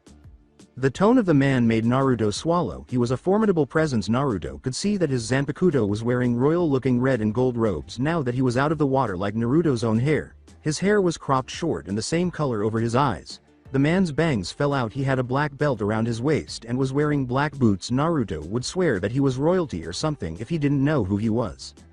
With trepidation, Naruto inquired, when do we start? The man vanished into thin air after saying, tonight be ready for some intense training, my wielder, for I am going to make mincemeat out of your pathetic blonde body. Naruto searched the area but was unable to locate his blade by the reddish color it had taken on. The man appeared to have merged with the sky. He would begin training with a sadistic bastard. He thought when his blade began training him, hell was about to collapse. It's not polite to call people you know names. Naruto, the voice of his conscience, which was always there, came. Naruto frowned at the unseen figure. Shut up. Stop talking. You're telling yourself. I think you should have a psychological evaluation. That statement was so ironic that Naruto broke out in a cold sweat. I'm just going to wake up now. Do as you please tonight. We'll see you. Naruto scowled before gradually regaining consciousness. He opened his eyes to see that the sky outside had become almost the same color as the sky inside his head. How long had he been talking to himself? With a sigh, he got up and walked the short distance back to his home. He could smell the mouth-watering aroma of beef stew approaching him. As he got closer, there was a loud rumble in his stomach. He was suddenly reminded that he had skipped lunch. He flew into the house in a huge burst of speed and came to a stop close to the kitchen. Tadaima! He exclaimed as he rushed into the room. The first thing he noticed was Ururu staring at him impatiently. Jinta watched the woman cook while leaning against the wall. His gaze shifted to Naruto, and a smile of amusement appeared on his face. The red-haired man ruffled the blonde's hair and asked, "Where have you been, kiddo?" Before his brother could further ruin his hair, Naruto frowned and ducked. "I was conversing with my elusive sword spirit." The interests of the two elder Shinigami were piqued by this. With the sword in hand, Ururu turned and said, "Oh really, and?" Naruto set the table and answered, "He's going to start training me from tonight onwards when I'm sleeping." Naruto set one more plate down. "We have a guest coming tonight," Jinta replied. Surprised, the blonde looked up from whatever he was doing. "Seriously? We've never had a guest over and you invite this person over now?" A voice behind Naruto asked, "What's wrong, Naruto? Aren't you glad to see me?" He had not heard the voice in a long time, but it was a very familiar one. Waiting for confirmation that their visitor was who he believed them to be, Naruto gazed at his brother and sister with wide eyes. They just smiled at Naruto's odd expression and nodded. The man the blonde boy had not seen in a year appeared as he slowly turned around. He had been saved from death by the same man. Naruto recognized the orange-haired Shinigami with the fierce sword as Ichigo Iniki, who had his arms folded across his chest and was staring down at Naruto with a gleam in his eye. His face was adorned with a smile. With hesitation, Naruto said, "Ichigo Iniki." Ichigo just approached Naruto and gave him a loving ruffle. "It's been a while, hasn't it, Naruto?" Naruto just stared at him without saying anything. He stumbled, "BBU, but you're here? With us?" Ichigo took a seat in an empty chair. Ururu politely thanked her after ladling some stew into his bowl. "Yeah, it turns out that the Su Taiko, Yamamoto Jiji, has taken a liking to you, Naruto, and he wants me to come here every so often to make sure that you're okay and that your training is going well." The man with orange hair said casually. He muttered, "Itadekamasu," and then he bit into his piping hot stew. Everyone was seated and eating by this point. "Are you serious?" Jinta asked incredulously as Ururu and Jinta gaped at the younger man. "The Su Taiko knows about Naruto. But that means that he knows about us too." Ichigo put down his spoon and took another bite of his stew. He told me the entire story. Truth be told, the man's not as bad as he portrays himself to be. He offered to train Naruto when you guys come back, which will be in 20 years. Why the hell didn't anyone bother to mention that fact to us? Jinta gasped. "That's kind of why I'm here, right?" The old man said that I should inform the three of you of his decision. Ichigo went deadpanned. "Naruto, I'm assuming you know who Yamamoto is?" Naruto, who had been perplexed, nodded. "Yeah, he's the captain of the 1st Division, and Supreme Commander of the Gode 13. He's also the creator of it, and the oldest Shinigami." Ichigo confirmed in a contented tone. "Correct. Do you know anything about the other captains?" Naruto gave a headshake. "Besides the man named Zaraki Kenpachi, not really. I mean, I know some of them, like, you know, Hana Retsu is captain of the 4th Division, which is in charge of medicine. And there's another blonde guy named Hiriko Shinji who's the captain of the 5th Division. At first I thought that he was my dad because of the blonde hair and all. But then when Nei-chan and Ni-chan told me about his personality, it was impossible. That man couldn't possibly be my father. Oh, and of course there's the fact that my parents are captains themselves." He bitterly added the last sentence. Ichigo looked at the boy pityingly. "Look, Naruto, I know both of your parents very well. And let me tell you, they're acting like complete idiots when it comes to you. It's been 80 years and you don't know your own parents' names. I mean, they know everything about you, yet all you know is that the two of them are captains. It's not fair to you. My dad, Kurosaki Ishin, is the captain of the 3rd Division and also a distant relative of your dad's. He's a close friend of your mom and your dad. I say to hell with that. What's so wrong in knowing your parents' names? It's not like you're going to go blurting it out to every Shinigami you see." Ichigo gave a brief tirade and speech, during which Naruto stayed silent. Jinta and Ururu appeared a little embarrassed that they hadn't considered it that way. They believed they were protecting Naruto all those years, but in actuality, they were most likely making the boy despise his unidentified parents even more. Ichigo had to strain to hear Naruto's low voice as he asked, "So can you tell me?" The man with the orange hair grinned. "Well, I'm not going to tell you because you're going to figure it out all by yourself." Naruto appeared perplexed. He asked sharply, "How am I supposed to do that?" Ichigo grinned more broadly. "Simple. I'm going to describe all of the captains, and then you tell me who you think your parents are. It's more fun than me simply telling you." Naruto and the other two in the room just stared in disbelief at the strange man. Naruto half questioned and half yelled, "You can't be serious." But he secretly hoped it was true. The man with the orange hair leaned back in his chair. "I'm dead serious. I don't give a shit about what the others say. It's your right to know who your parents are so that you can give them a thorough chewing out later." With his hands clasped together in a folded position, Naruto gazed excitedly at the older man. "I agree. So, do we want to do this now or after dessert?" He pumped his fist in the air, looking incredibly childish for someone who was about 320 years old. I rather like Ururu-san's Ichigo Daifuku, so let's have us some cake," he said. The four of them were seated in the small living room 20 minutes later. Ichigo gave a satisfied pat to his stomach. "Oh boy, Ururu-san. That was good. I'll have to ask Yuzu to make it again soon. Now then, Naruto, I'm going to describe each of the captains, excluding the ones you know can't be your parents. So that would be Kenpachi, Yamamoto, Shinji, and my dad. The captain of the 10th Division is no longer with us as well. Ever since then, the 10th Division is captainless. That leaves 8 possible candidates. So, are you ready?" The boy had a composed expression on his face. Naruto never lost his cool in the face of difficulty. He inherited Kazuki's ability to think clearly, which allowed him to consider everything. The first person I'm going to talk to you about is the captain of the 13th Division, Yukitake Jushiro. Yukitake Taiko is probably one of the nicest people you can meet in Seirei. Though he comes from a lesser noble family, like me, he is very humble and extremely respectful of everyone. He is one of the only people in Seirei to wield a double sword, which means that he has 2 Zanpakutos. This is very rare, and it means the person is very strong. He also has tuberculosis, which turned his hair stark white. He loves little children, not in a weird way though. Other than that, I can tell you that he was trained by the Su Taiko himself along with the captain of the 8th Division, Kyoraku Shinsui. Those two are some of the oldest Taikos in the Godai 13. Do you have all that? Naruto placed his chin on top of his interlaced fingers after nodding. It didn't seem likely that Yukitake Jushiro was his father. Even though he did seem like a fatherly figure, the man would have rushed down to get them as soon as possible if he truly loved children. Actually, he couldn't be his father, so forget about that. Since his father was thought to be related to Ichigo's father, they were likely close. Ichigo spoke to Jushiro in a respectful manner. This isn't how you would speak to someone who was like an uncle to you. Good, then on to the next captain. His name is Kyoraku Shinsui, best friend to Yukitake Jushiro. He's the head of the 8th Division and has been a captain for a very long time. He also has a double Zanpakuto. He also comes from a lesser noble clan. The man is kind of girlish in a manly way. Everyone wept as he explained with a sigh. Ichigo went on.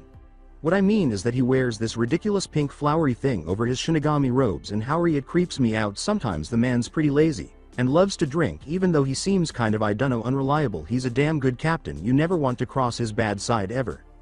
Naruto crossed him off the list right away. This person could not possibly be his father. Their personalities didn't mesh, even if he did seem like a nice guy. Then there's Unohana Retsu, captain of the 4th Division. That's the division that deals with medical things. She usually has a very neutral face, with a perpetual smile plastered on, but when she's provoked, well, it's like a volcano and an earthquake had a baby. It's 15 million times worse than when Kyoraku gets mad. She's generally a sweet and caring person, and is excellent friends with the captain of the 2nd Division. Naruto thought about the woman for a while. Although she appeared to be a strong contender, he wasn't entirely convinced. Naruto stiffened at the name. Next we have captain of the 12th Division, Urahara Kazuki. It felt so nostalgic and familiar. Maybe he was the one. Jinta, Ichigo, and Ururu quietly observed the boy's response. He tensed at the name. As they could see, fascinating, Ichigo spoke in a tone that was as informal as possible. Right, so he's the head and founder of the Research and Development Department in Seirei.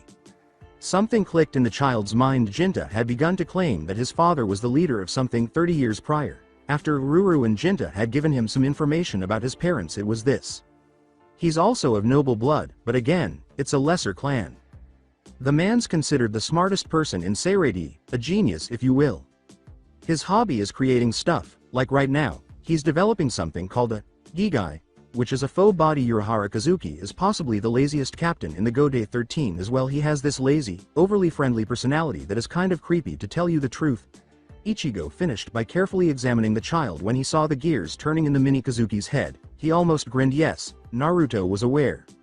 Naruto struggled to maintain his composed demeanor. He felt the urge to laugh uncontrollably at that moment. He had been denied the names of his parents for 80 years, and now a close acquaintance was revealing them to him. He had the option to leap up and give Ichigo a hug. Urahara Kazuki was his father's name, isn't that right? Head of the division responsible for research and development. That was really fantastic. He sincerely hoped that these 20 years would pass quickly. In a straight voice, Naruto managed to say, "Go on." Ichigo just laughed and went on, "Right, so after Urahara Kazuki, we have the captain of the 6th Division, Kuchiki Byakuya. He's a stickler for the rules, that he is. You see, the Kuchiki is one of the 4 noble families. The 6th Division has always had a Kuchiki as a captain. Rather strange really. Kuchiki, well, I'm not his biggest fan, but that's alright. He's strong, just a bit too cocky." Naruto paid little attention as he heard the man's explanation. He was already aware of his father's identity. There was nothing unnecessary for him to know. Right, so next we have captain of the 2nd Division, Shiwan Yoruichi. Naruto's heart began to race. The other name he recognized was this one. His Ryotsu flared, and the Shiwan medal around his neck heated a little. Shiwan Yoruichi, in addition to being the captain of the 2nd Division, is also the leader of the Onmitsukido. I'm assuming you know what they are. Naruto gave a nod. One of the 3 branches in the military. The Shiwan clan always run them. Ichigo confirmed with a smile and continued, "Exactly.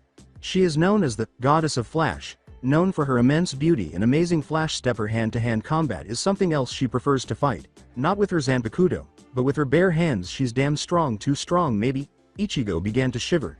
Anyway, she's part of the Shiwan clan, which is another one of the 4 noble clans of Seireii. Currently, she's the 22nd head of her clan, and the first female to do so. Naruto almost let out a startled gasp. There was no way. This woman, his mother, was unquestionably the leader of a noble clan. This implied that he was the Shiwan clan's legitimate heir, so he was also a member of the highest pedigree of nobility.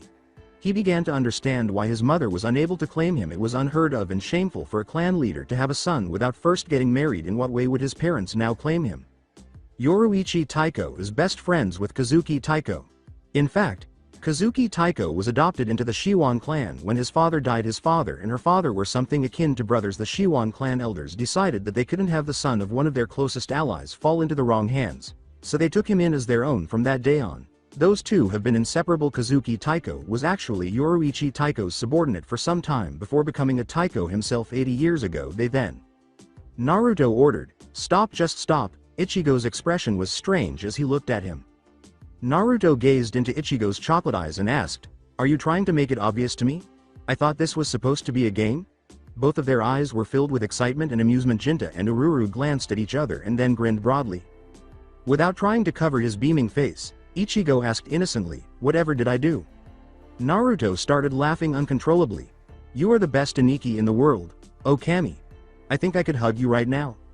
Jinta forced an expression of hurt. "Naruto, you don't even know Ichigo. You've met him all of 2 times. What about me, the person who changed you dirty, stinky diapers for so many years, the person who fed you, and bathed you, and burped you, the person who told you about Soul Society? How could you forget about me, your brother?" The man with a red head sighed. In frustration, Ururu gave him a head bop. "Oh, shut up. In the 30 years that Naruto has known about Seireii, it never occurred to us that we could have bypassed Yoruichi Taiko's orders and told him about his parents this way. I think Ichigo is the better Aniki here." The man smiled broadly. "So Naruto, does this mean that you know who your parents are?" The blonde boy removed the medal from around his neck and gave it a close inspection. He responded to Ichigo's query with one of his own, asking, "So this is the Shiwan emblem?" The man's smile threatened to tear his face in two. "What do you think?" While continuing to study the medallion, Naruto responded, "I believe that my parents are Urahara Kazuki and Shiwan Yoruichi." "I believe that you are correct, my boy." The blonde deadpanned, "Please don't call me boy. You sound like an old grandpa or something." He glanced up at them. All his eyes were no longer obscured by his bangs. He was beaming with pure joy, and everyone could see it. His happy face was completed with a gentle smile of satisfaction. Ururu and Jinta had never seen Naruto so joyful in their lives. Ichigo said, "So, do you want to know some more about them?" "Do you even have to ask that question? I want to know everything about them and some extra stuff too for blackmail." Naruto was about to giggle. After giving the boy a long look, Ichigo said reflectively, "You know, I think you may have inherited some Kurosaki genes from your dad's side or something. For a minute there, you sounded exactly like my dad." The man shook his head after answering, "All right, where to begin with those two? How about we start with how you were conceived, eh?" Naruto lost all of his happiness and turned pale. "Do we have to?" The man's face took on a contorted look. "Well, you wanted to know everything, didn't you? What better way to start than by detailing how you were born?" With a faint green face, Naruto said, "I'd rather not, thanks." "Too late, kid. So did you know that you were the result of a semi-drunken night between your parents?" Oh, after 30 minutes, Naruto felt as though he had been permanently damaged. Although he was now aware of his parents, Ichigo's descriptions of some of them caused him to wonder if they were still sane. For instance, his mother. He discovered that she had the ability to adopt a feline appearance whenever she wanted. Ichigo related to him how Yoruichi had been in charge of his training when he was preparing for Bankai. She had abruptly changed from her cat form to her human Shinigami one in order to sharpen his focus. There was only so much a young man's body could take. Now picture your ant-like figure changing from a cat to a voluptuous woman in less than 2 seconds. To Ichigo's dismay, Kazuki was also by her side, laughing at his fictitious nephew's awful situation. He then used his new invention on Isshin after learning that his father wanted to test it out. At this time, Masaki and Isshin had recently gotten engaged, and Kazuki was not yet a captain. As it happens, the invention was something that would greatly improve male performance. Masaki had declared she was pregnant 2 weeks later. The wedding, which was originally scheduled for the following August, was obviously rescheduled. Ichigo was born 9 months later. Naruto questioned Ichigo's motivation for sharing these tales with him. Finding out that he was the product of a semi-drunken night, as Ichigo described it, was terrible enough, but all these other things? He was not particularly interested in learning about them. It wasn't all strange, though he discovered that, like Naruto, his father was genuinely quite bashful around people and detested big gatherings. Inadvertently, his mother's unnatural beauty always attracted the attention of the crowd. Her eyes were golden, her skin was tanned, and her hair was violet. Even though his father wasn't particularly attractive, he managed to conceal his body beneath his enormous robes, making him appear quite modest. Naruto's father had given him his stormy eyes and blonde hair. He had inherited those whisker marks and his playful demeanor from his mother. The blonde pondered in the back of his mind whether he, too, could change into a cat at will. Ichigo got up and walked around. The hour had passed 8 o'clock. Well then, Naruto, Ururu-san, Jinta-san, I should get going. The Su Taiko said to be back before 9. He's going to open the Senkaimon for me as soon as I give him the signal.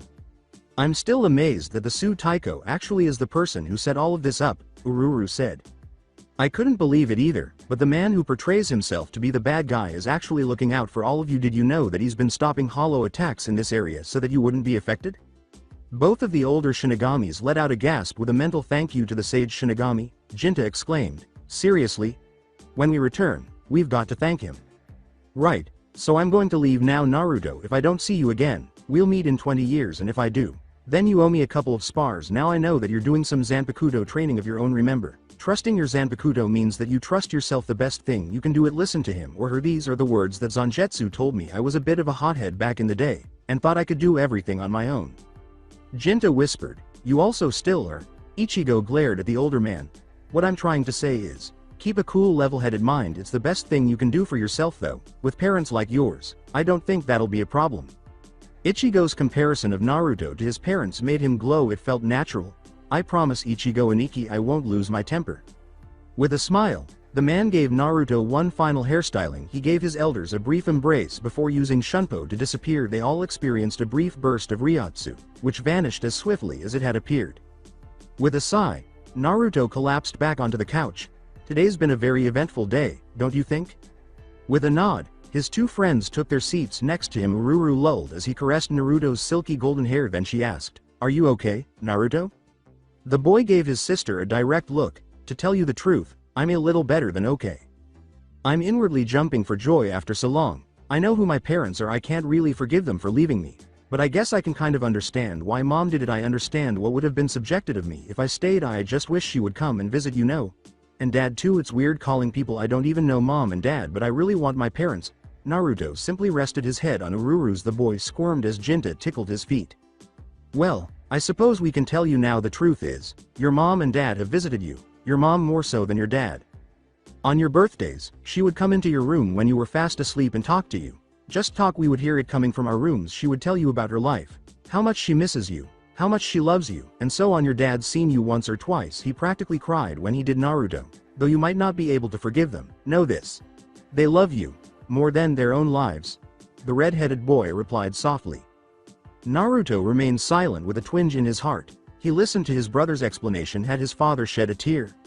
Ururu could feel the moisture seeping into her pants. Her blonde brother's bangs were once again covering his face. When she looked down, she understood that his cheeks gleamed in the low light. Silently, the boy who never showed his true thoughts to others was expressing them. Ururu leaned over and kissed his forehead as she whispered in his ear, don't be afraid, Naruto, we're all here for you. He gave a barely perceptible nod. His head on her lap began to relax even more. He was dozing off. Ururu nodded to Jinta as the boy's breathing stabilized, and the man lifted him up for his size. He was surprisingly light. Jinta went to Naruto's bedroom and laid him down on the bed with care. A happy expression took the place of his agonized one. Jinta gave Naruto a final glance before shutting the door to his bedroom, leaving the blonde alone. Sweet dreams, kid. The inner world of Naruto. The blonde was drawn into his mindscape. As soon as his eyelids closed, he got up and moved toward the water's edge. Even though the water splashed on the sand, Naruto saw that no water was ever left behind. He tentatively drank some of the golden liquid. After scooping some into his hand, it tasted just like honey, which shocked him. How could that have happened? This is a mental trick. You can alter the liquid's flavor to suit your preferences. The voice of his conscience, bored and irritated, appeared out of nowhere. The voice made Naruto want to growl. I apologize, but you're snarling at yourself. If you snarl at me, accept that. Then he growled, damn you, Naruto, it won't help you to damn yourself. The more Naruto thought about it, the more his head ached when he combined that with everything he had learned today. It was like a huge migraine. Naruto wished he could shut off his thoughts from himself. A voice from above called down to him, "Well, it's about time you came here." Naruto cocked his head and said, "I just dozed off," he called out to his Zanpakuto. "How are you feeling?" The man in the royal garb questioned the blonde. "It's overwhelming," Naruto said, letting out a sigh and stroking his hair. I had no idea who they were for 80 years, but now I do actually. It's kind of surreal." "Indeed, it is surreal to say that you are here now. Are you prepared for some instruction? All of the undesirable feelings that are circulating through you will be eliminated. You will be totally present in the moment." A little intrigued, Naruto said, "And just how am I going to train?" "This is your first test," the spirit said, merely waving his hand before the water suddenly turned to ice and thousands of what appeared to be sword hilts embedded in it. "The easy part is learning my name. All you need to do is cry my name and bring out the true me. That will be your actual Shinigami initiation. Kido spells can even be produced by a human with a respectable level of Ryotsu. A Shinigami, however, requires a sword. I anticipate that you will drag me out before the end of the evening. You get it?" The tone of his sword made Naruto swallow. "Hi. Now, while you try to find me, I'm going to be throwing random objects at you, to test exactly how much you have trained till now." "What sort of items?" Zanpakuto grinned and said, "It's a secret." That didn't sit well with the blonde Shinigami in training, but he went out onto the ice to see if it was solid, and fortunately it was. "What are you holding back? Come get me!" The Zanpakuto shouted, and a bolt of lightning appeared in his hand. Naruto paled as it sped toward him, but he quickly dodged it with his shunpo and started working. More lightning bolts came at him, and he was caught in a pickle. His focus divided between avoiding the bolts and locating his Zanpakuto. Every time he attempted to grasp a hilt, lightning struck his arm. Naruto didn't enjoy the moment. His Zanpakuto, on the other hand, was a whole other story. He was sitting idly on a cloud, shooting lightning bolts from his hands, eyes, feet, and pretty much any other part of his body he could think of. He watched as his future wielder failed to grasp more and more hilts, and this wasn't going well. The spirit sighed, thinking that maybe this wasn't the best way to train, because all he really wanted to do was teach Naruto how to focus on two things at once. However, Naruto was more of an intellectual than a body-based learner, and he curled his hand into a fist, which stopped all of the lightning bolts. The spirit materialized directly in front of the blonde and sat down on the ice, and Naruto froze mid-shunpo, wondering why his sadistic Zanpakuto had stopped. "It's obvious that the first strategy I had in mind for you isn't working," Naruto said. "You're more of a person who learns from a textbook and applies it perfectly than someone who will actually learn from experience. Although I'm not saying it's a bad thing. There will be instances where you have to adjust to a situation quickly, so let's try something different. How can you locate my blade?" After carefully listening to his Zanpakuto lecture, Naruto thought about the question posed and said, "I think meditation would be a good fit here. We are connected, which is the reason you are the embodiment of my soul. You are a part of me. This implies that since we are inseparable, I will be drawn to your Ryotsu if I meditate sufficiently." The spirit must have admired the child's intelligence. He was right when he said that they were connected and that Naruto could find his Ryotsu if he focused hard enough. This was another way of adapting on the fly. "Why don't you try it then?" he recommended it to the blonde. "You're not going to shoot lightning at me, are you?"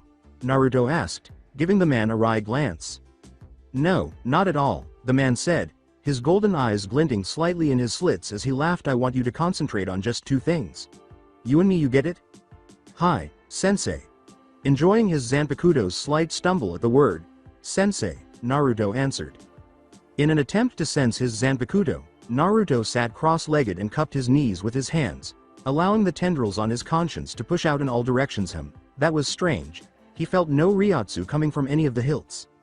The only other thing that had Ryotsu in his mindscape was the person in front of him. Naruto opened his eyes in bewilderment and gazed at the man, saying, This was a trick, wasn't it?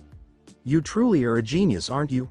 His spirit smiled. "That's right, it was a ruse. I'm not any of those blades, so where am I?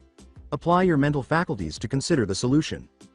The blonde's brows furrowed in focus. Where was he? The answer wasn't specific. It couldn't be that he was directly in front of him. That would be too obvious. Naruto looked around his mindscape, wondering if he actually had control over it, and if the water had tasted like honey because he had willed it to, because honey was the last thing he thought about when he drank. No, this was his mind, but it wasn't his domain. The stormy sky, the golden water, the lone island.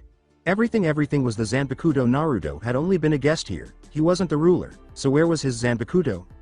"You are this location, this is your domain. It implies that you are present everywhere, is that right?"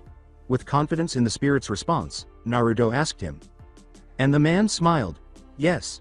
I'm everywhere: the island, the water, the sky. Tell me, my wielder, how you plan to get to me. When are you going to call my name? With a smirk that was reminiscent of Yoruichi, Naruto said, how about we spar? The ghost paused for a moment. What?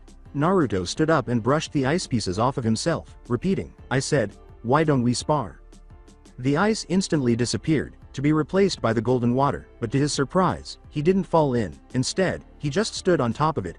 What I mean is, even though I've known you for a year, do I really know you? No, why don't we use our fists to get to know one another? After making a suggestion to the spirit, the blonde assumed a fighting stance that was partially inspired by the Goken. You won't even give me an option, will you? All right, then, let's go, he shouted while maintaining the same posture. With a resounding boom, the wielder and sword clashed fists, and the two began punching and dodging alternately. They were performing the same actions, but in different positions, and when one attacked, the other dodged. Naruto thrust his fist upwards, attempting to strike the man's face, but his spirit easily ducked it and nearly punched the boy in the gut, but Naruto retreated, stumbling slightly although neither of them could land a punch or a kick. The Zanpakuto was much closer to doing so than Naruto, and each time their fists collided, they created waves in the water. Naruto, why do you hesitate? His conscience pleaded with him. What? This was the first time his conscience had questioned him in this way, Naruto thought. You're pulling your punches and not giving him a full-on attack. Are you scared? What? No. What would make me fearful? As he punched, he shouted in his head. Do you fear doing him harm? No, I can't match his strength, obviously not. You won't know his name until you hit him, so stop pulling punches and pick up your pace. Naruto nodded and let out a mental sigh before shouting aloud, all right, my friend, all this time, I have been keeping you from me. Let's get serious now. In the middle of a kick, his Zanpakuto stopped. Naruto saw an opening, and he launched his assault again with a tremendous burst of speed that was faster than before. Well, it looks like you've finally made up your mind to take things seriously. When Naruto made him dodge a particularly vicious jab, the man grunted. So you were aware? I knew, of course. I sensed it. Lifting his palm forward, Naruto accelerated to the fastest level possible and flew in the direction of the man. Oh yeah?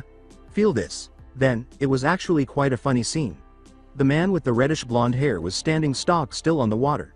The blonde was frozen in midair, his legs splayed backwards, and his open palm connected with his spirit's forehead. To the surprise of both of them, the spirit was not shunted forward, but rather Naruto's palm stuck to the flat surface. The Zanpakuto was unable to dodge because Naruto was too fast. The golden spiritual energy engulfed both of their figures, creating a halo of light, and then suddenly the spiritual energy compressed and became a beam of golden light that reached up to the sky and beyond. The sky immediately parted, revealing a second blue sky with white clouds, and the clear sky vanished as soon as the Ryotsu vanished. Naruto recognized the golden glow emanating from his hand, but how could Ryotsu be golden when it was normally blue? A grin adorned Naruto's face as he descended to the water with grace, his mind blissfully clear, and he looked directly into the eyes of his spirit, who also had the same grin on his face and appeared more at ease than before. So, does this imply that you are familiar with my name? With hope, his Zanpakuto inquired. I believe I've been familiar with your name for a while. Isn't that right, Rakurai-senpu? My ears were just too clouded for me to hear it, Naruto said, extending his hand casually, a whirlwind of lightning. The spirit said nothing, he just vanished, piece by piece, forming a sword as he went.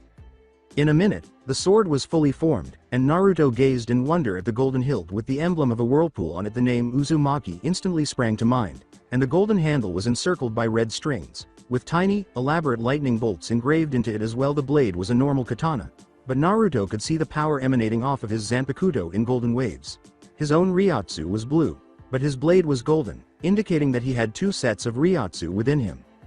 I take it that you're Rakurai-senpu? Nobody would have guessed that whirlwinds and lightning would coexist, Naruto muttered. Damn, I'm one messed up person. The voice of Rakurai entered his mind, saying, don't insult me, Naruto, I'm right here, you know. So, do you have to stay with me? Naruto questioned his blade. I mean, I've been with you since you were born, but do you recall your sister's form and the way she pulled out her sword? I'll only be visible when you're in your Shinigami form. Otherwise, I'll be there, but regular people won't see me, but you'll still be able to hear me. Now I understand. Okay, then so, should I now open my eyes? His blade hesitated a moment before answering, most likely your sister and brother are waking you up. Really? Whoa, We must have spent a lot of time inside, so you'll be there when I wake up? Of course, just open your eyes now.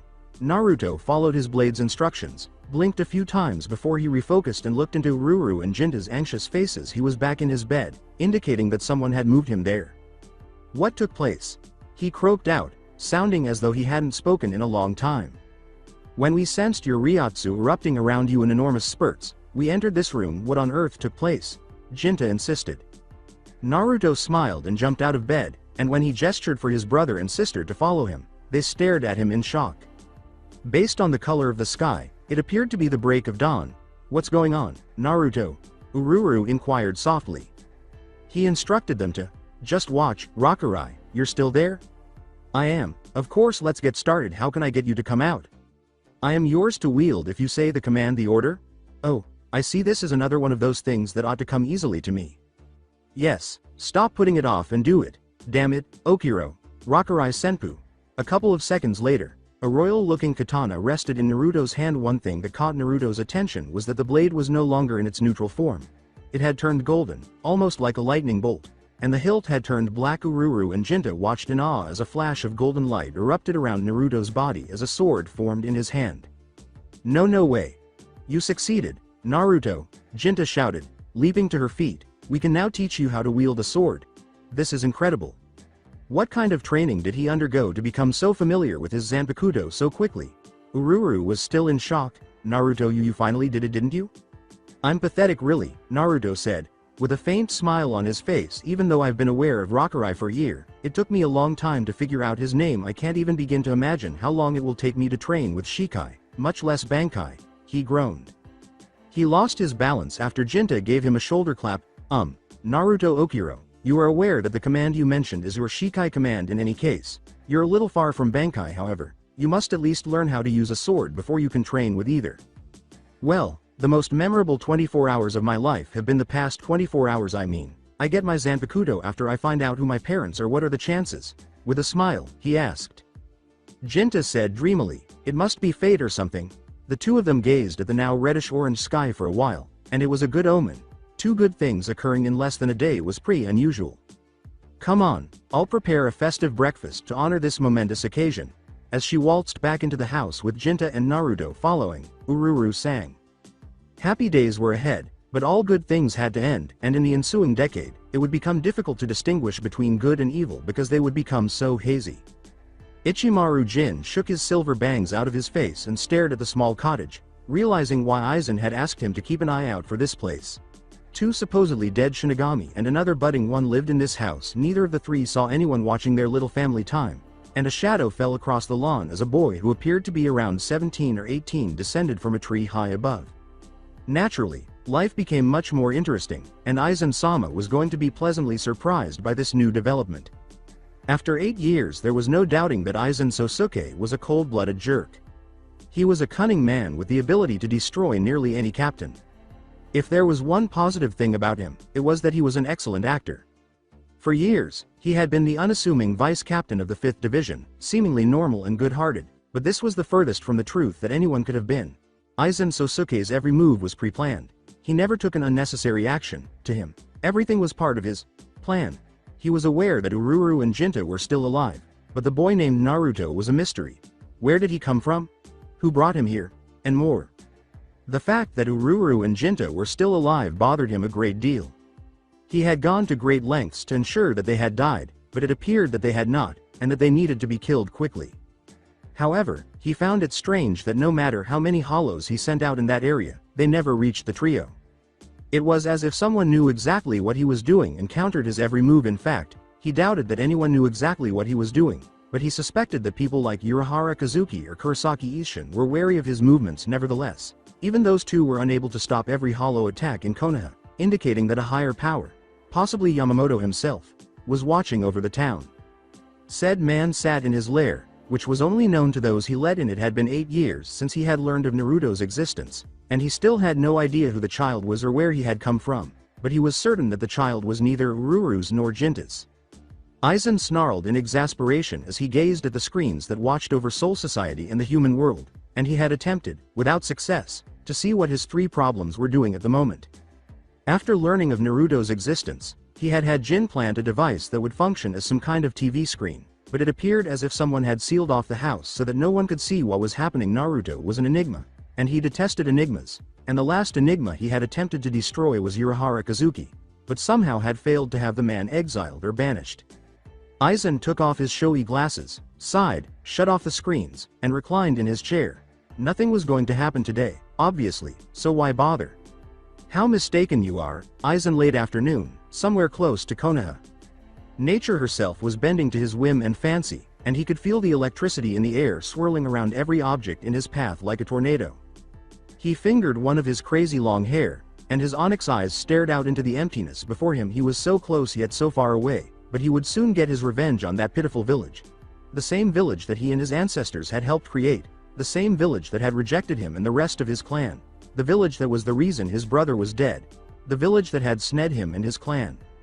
Anyone could see that this man practically radiated power and that it was suicidal to cross him. He sighed slightly before sealing his hands in a two-finger seal, which caused an orange spiral mask to appear out of nowhere.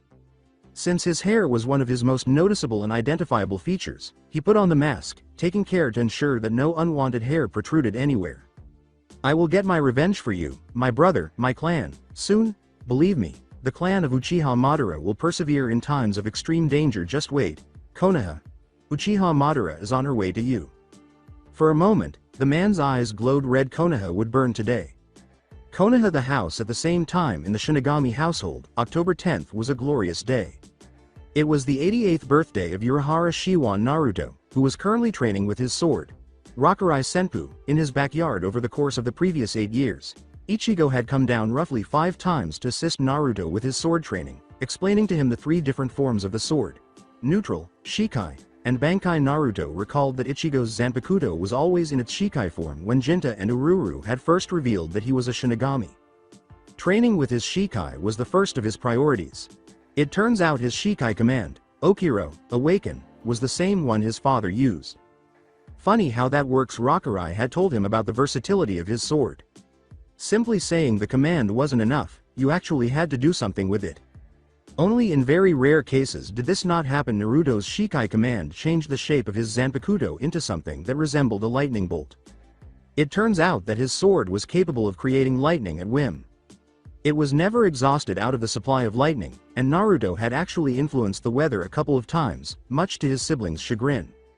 Wind was the second element that his sword possessed. Simply a slash with his blade was capable of creating winds that neared 150 miles per hour. The mystery behind the symbol of a whirlpool mystified him. Though water had never played a part in any of this, the only way water related back to the sword was through the Golden Ocean. In his mind, he recalled the way Rakurai had turned the water into ice when first training him. Perhaps there was a deeper connection. Naruto hoped his parents realized that they weren't making it easier for him to forgive them, but rather making things worse, and he guessed that Ichigo hadn't told them that he knew who they were. His parents still didn't have the courage to come down to see him in person, though Jinta did mention that they came down a couple times a year. In a sense, though, that was okay with him. He would return to the world where he was born in 12 years to vent his frustrations. Don't misunderstand. Naruto loved his parents, but his wounds were deep. It goes without saying that leaving a child behind will harm them. Naturally, Yoruichi and Kazuki also realized that their son would probably want to beat them to the ground, something Ichigo and Isshin had hammered home to them, so they decided it would be best to let him make his own decisions, trusting that it would take some time for him to come to terms with being their son and not pressuring him. Naruto's irritated voice annoyed the sentient entity that was his sword. This is pointless. Sen, I've mastered this technique ages ago. Idiot. You claim to have mastered this technique, but you haven't shown me how yet. The sword stabbed him sharply through their shared mindscape. One of the intriguing things about their relationship was that they always spoke in this way. It was extremely uncommon for a Shinigami to be so in tune with their Zanpakuto that they could send emotions through the bond without being in a Shikai or Bankai state. Ichigo had told him that his sword spoke to him when he was in danger or something, and Zangetsu drew him into his mind when Ichigo needed to learn a crucial lesson. Sen saw a mental picture of Naruto pouting and cringed to himself, thinking, come on, Sen, please. He was 88 years old, not 5, and the boy was too old to pout for Kami's sake, but he finally gave in. Okay, but we're doing double training tomorrow just because it's your birthday.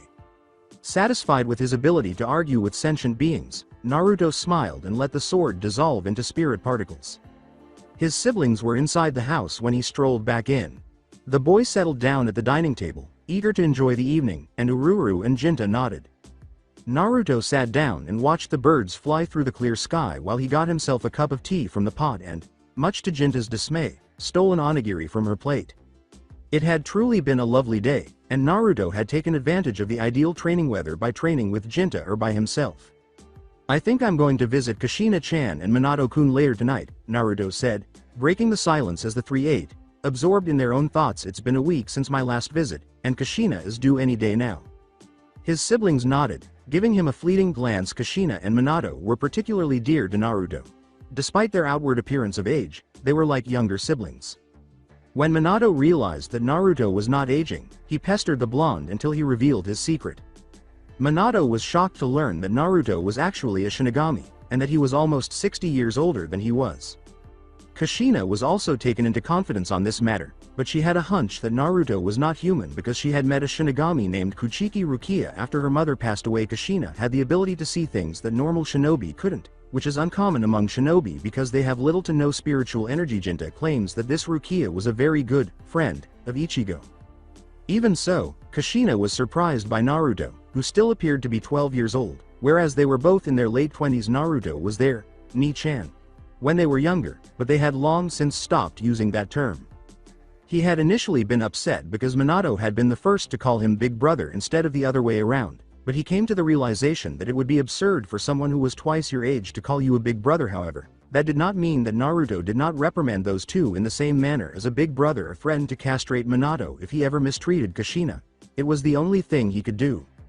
A year ago, when both Minato and Kushina were 31, Naruto attended their wedding as a civilian. Later, they had a private party for the three of them, which was almost ruined by a drunk Toad Sennin, but fortunately, Tsunade was there to stop him. Every week, the three of them gathered for ramen. Ichiraku, the shopkeeper, had asked Naruto bluntly why he didn't age, and Naruto had told him the truth. The man was thrilled to know a real Shinigami, and Naruto was pleasantly surprised to hear that his daughter, Ayame, was named after the iris flower Naruto had given him years earlier. Additionally, it turned out that Ayame had a very special gift that was slightly different from Kushina's. She was able to sense and see auras around people. She claimed that each aura differed from person to person, but that humans shared a certain commonality. Ayame noticed right away that Naruto's aura was different from everyone else's, even the Hokage's. It felt too untainted to her, and at the age of 3, she concluded that Naruto was an angel because his aura was so golden and purer than anyone she had seen, with the exception of a newborn child. Naruto's identity was only known to 3 adults and 1 child, and they would keep his secret until the end of time. Kushina had even made the decision that the child's name would also be Naruto if he was a boy. Mito, after her great-grand-aunt and the wife of Hashirama, whom Ichigo had sent to Rukongai with Nawaki, would be the name if it were a girl. Naruto looked up when he felt a hand on his shoulder, and a sly smile spread across his attractive face as Jinta's warm eyes met his own. Naruto. He sang. The man-child grimaced, familiar with the tone Jinta used when he was feeling particularly good or when he knew he was going to do something that other people would consider borderline insane. If you lived with Ururu, these actions were tantamount to inviting a painful death, complete with a woman's insane laughter and the slow castration of manly parts. No, this was not a lie. Naruto still had nightmares about Ururu tearing up a pair of Jinta's favorite underwear and then chasing her around the house with her shikai stated Zanpakuto, her high-pitched, savage laugh reverberating throughout the cottage. He didn't want to know how Jinta did that, and he still didn't know how she did it. Nani, Ni-chan? With trepidation, he asked, well, your sister, and decided that since today is your birthday and we are your brother and sister, why don't we all go into town together? Jinta asked the blonde, raising his eyebrows. We haven't done anything as a family in a while, you know? I quite like that idea. It's been a long time since they all went out together, so today was a welcome change to being alone in town, Naruto said with a smile. You two can even properly meet Minato and Kushina, he cried. Yes, Naru-chan, we can. You mentioned that Kushina-san is pregnant and that her baby will arrive any day, Ururu said. Having just finished her breakfast and disposed of the dirty dishes in the sink, she'll probably require a lot of assistance. I'd be delighted to give it to her. Yes, Naruto said, nodding. She will require it. Her pregnancy would be very difficult, Minato said. His eyes filled with sorrow for the girl he had grown to love as a sister over the previous 20 years. Oh, and what's the reason? Jinta popped the final onigiri into his mouth and asked. Her story is one of mystery and sorrow. Naruto sighed. She wouldn't mind if I told her, but I'm not sure if that's my place. You wouldn't go around shouting it to everyone on the planet. His two siblings were now interested. They were never particularly involved in human affairs, but this was an exception. They both dragged the boy into the sitting room, where they settled down. He gave them a funny look and said, "Kami, I didn't think you two were gossips." "We're not," Ururu said, huffing and smoothing her pigtails. "It's been a while since we've had any interesting human information. We'll accept what we can." Naruto chuckled and settled in as well. "All right. I guess I'd better begin with her past." Kushina's last name, Uzumaki, comes from her origins in what was once Whirlpool Country. The marriage of Uzumaki Mito to Senju Hashirama, the first Hokage of the Fire Country, strengthened the ties between the Uzumaki clan and Senju clan, the village's founding clan. Kushina's great-grand-aunt was Mito-sama. I'm not sure if you recall, but about 70 years ago, Hashirama and someone named Uchiha Madara got into a horrible altercation here. Uchiha Madara used a creature called a Biju, or tailed beast. In that battle Madara called forth the strongest of all the Biju, Kyuubi no Yoko, also known as Kyuubi no Kitsune, the nine-tailed fox. Ururu and Jinta both turned pale at this point and exchanged sly looks. The tailed beasts. Kami above Naruto ignored this and continued. In any case, Mito-sama created a seal to ensconce the nine-tailed fox inside of herself because she was a member of the Uzumaki clan, which was renowned for its longevity and fuinjutsu. Mito-sama outlived Hashirama in terms of longevity. Mito had to find a new host for the Kyuubi after realizing she was dying. The host had to be of Uzumaki ancestry because only they would make it through the agonizing sealing process, and who better than Mito's close relative Kushina? After Whirlpool was destroyed for this sole purpose, Kushina was taken to Konoha a few months after the transfer. Mito passed away, and the Kyuubi was sealed inside her. She didn't meet Minato until a while later. She even declared her intention to become the first female Hokage. Jinta clutched the side of his chair. Why hadn't they investigated human affairs earlier? This was more than they could have ever dreamed. It took some time for them to fall in love, but anyone could see how infatuated he was with her and vice versa, Naruto said, laughing as he recalled a fiery red-headed girl chasing a blonde boy who looked a lot like him with a loaf of stale bread and threatening to make mincemeat out of him for calling her a tomato. When they were 17, they began going out. 10 years later, Minato was on his way to becoming the youngest Hokage in history, had his own team, and was known as Konoha no Kiroi Senko. One of Konoha's most potent kunoichi was Kushina as well. She was in charge of Konoha's Black Ops, or Insasu Senjutsu Tokushu Butai, or Anbu. It covers both tactical support and assassination. The best part of it all is when they get married and have a child. His siblings' faces were white and drawn, as if they had just seen a ghost, and the blonde looked up at them expectantly. "Dude, what's wrong?" he asked worriedly. "Is everything okay?" His siblings' faces did not look like what he had anticipated. The tailed beasts themselves. Who would have guessed? In Soul Society, these creatures were something like gods. Why did humans have them? Why were gods sealed in mere mortals? Jinta took a shuddering breath that was meant to calm him down. Normally, he couldn't have cared less, but this was different. Ururu paused before speaking, saying, "Naruto, the information that you just told us. It's a very big shock," she continued, staring at the boy's expressionless face. "We were taught about the Biju ever since we were kids and went to the academy. Since Kami was the one who created the Biju, they are regarded in our society as being on par with him. According to legend, he created a single entity that we humans and others refer to as the Rakudo Sennin, or Sage of the Six Paths. He was the one who used the Biju's power. However, this universe was overwhelmed by the power. His power output could not be sustained by Earth. He was causing the Earth's polarity to shift.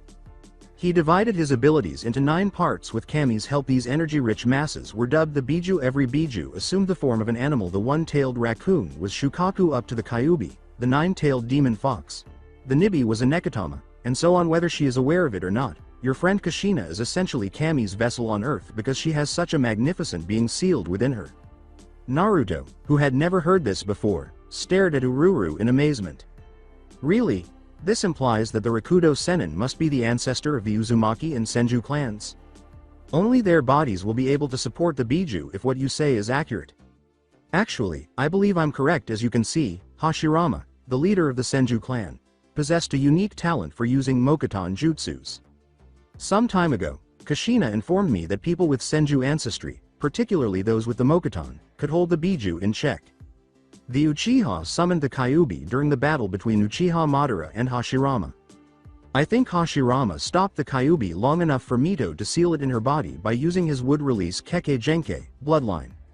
The Uchiha must also be descended from the Sennin. If my reasoning is correct, the Sharingan, the Uchiha's Kekkei Genkei, allows them to mimic movement that is essentially not based on bloodline. It can also use extremely potent illusions to manipulate a person. That's how this Madara guy used his illusions to control the Kyuubi. Her Senju and Uzumaki ancestry has genetically predisposed Kushina to control the Kyuubi. There was only one thing that was bothering Naruto, who was currently in full Kazuki mode, which meant that he was in full lecture mode, simply rambling conclusions from a given premise, using his analytical mind that was predisposed to analysis due to his genetic makeup. No, Kushina always claimed that the Kyuubi was a wicked being that would rip her to shreds if she were to fully control him. Why is he acting so jerkish if he is a god? Cirkish? You use the word, jerkish, for the son of the smartest man in Seirei? Jinta teased. Despite flushing, Naruto gazed defiantly at his brother and asked, "What's it to you? Wasn't the meaning still the same? Please just respond to the damn question. You might still understand me." Jinta whispered, "No need to get all pissy on me, Naruto. Really, Ni-chan, we've been living together for 88 years, and you still use the word, pissy?" His brother's face was almost as red as his hair, and Naruto laughed at it. Jinta clutched his aching head and glared at Ururu before Ururu slapped him upside the head, asking, "What was that for?" "Stop talking. You too." Naruto's question is completely unrelated to your conversation. "I slapped you because you initiated this." She raised her hands in the air and said, "Really, Naruto, if you were a god, would you honestly like being sealed in a human?" she asked, after none of her boys responded. The blonde gave a headshake. "Would you want to be ruled by a mere human being if you were the most powerful being in the world?" One more shake. "Well, that clarifies your query. He's clearly grumpy from spending so much time in human captivity. However, how are humans able to defeat him? Naruto, you said it yourself, the Rakudo Sennin is their ancestor. That individual was a god in his own right. These people are more than human by blood. They possess this ability. As a result, some people have a stronger ability to control these creatures than others. Some people might not even be capable. Humans were not quite as human-y as they appeared to be, and the family fell into a contemplative silence. Naruto still had a lot to learn about the human world, and this was his opportunity to do so. Truly, Naruto? Human-y? His sword has now chosen to speak? Not you either. Please give me a break, it's my birthday. Well, perhaps later. Well, this conversation has been really educational today. I'll question Kushina further about it. Perhaps she knows more. When will we be able to enter the village? He was eager to see the people who had grown close to him over the past 25 years. How about in 2 or 3 hours? Jinta said with a smile. It's only about 10 o'clock anyway. Before Naruto could even reply, he seized Naruto's arm and literally dragged the boy out of the room, saying, "We have something to give you, and now's a great time to gift it to you." Jinta covered his eyes, and the three of them were in the backyard a second later, due to Shunpo. "What is the matter with you all?" he asked impatiently because he disliked being kept in suspense. "All right, Jinta, stop touching him." The pressure on his eyes was relieved when he heard Ururu's voice. His eyes widened as he saw his brother and sister standing in front of him, each holding a pair of dark black robes. Was that what he had assumed it was? "You this I mean," Ururu smiled and said, "Look, Jinta, I told you he would be dumbfounded." His face resembled hers exactly. "Are you happy with your gift?" What respectable 88-year-old Shinigami would like to receive clothes for his birthday? Fortunately, Naruto wasn't an ordinary Shinigami, and these weren't ordinary clothes. These were the robes of a true Shinigami, the robes that Ururu and Jinta wore in their Shinigami avatar. So, the question didn't need to be asked because Naruto's face conveyed all of his emotions. An ecstatic Naruto tackled the two of them, saying, "Thank you, thank you, thank you." He chanted repeatedly before grabbing the robes and shunpoing back to the house to put them on without saying another word. He returned a few seconds later, sword and all, in full Shinigami mode. While Ururu, a woman who was also experiencing PMS at the time, had tears in her eyes. Jinta whistled. They both believed that Naruto resembled Kazuki from his early days at the academy, save for the hairstyle. Shiwan and Urahara emblems rested on either shoulder, and his robes accentuated the whisker marks on his cheeks and matched his tan skin. The two of them had specifically asked Yoruichi and Kazuki to have these robes made for the boy through Ichigo, and the sword he so cherished was in its sheath by his hip. Jinta said quietly, "They were made for you by your parents." His Ryotsu flared slightly, adhering to his emotional state. "They couldn't have given this themselves, I suppose." Naruto's tone was bitter. In 88 years, he had not seen his parents hide or hair, but they appeared to visit him occasionally. Would it kill them to actually stick around next time? Naruto froze. His parents had made these for him.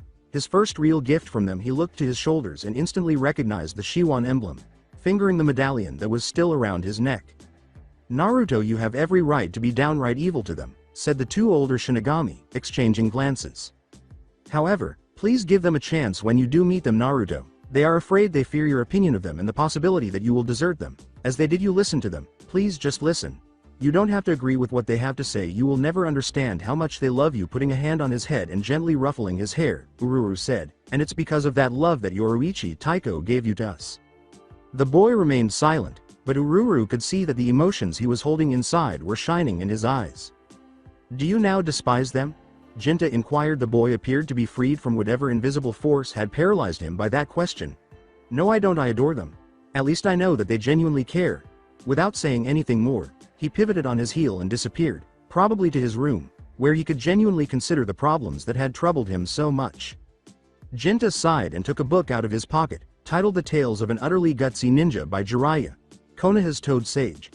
"The main character is also named Naruto," he said.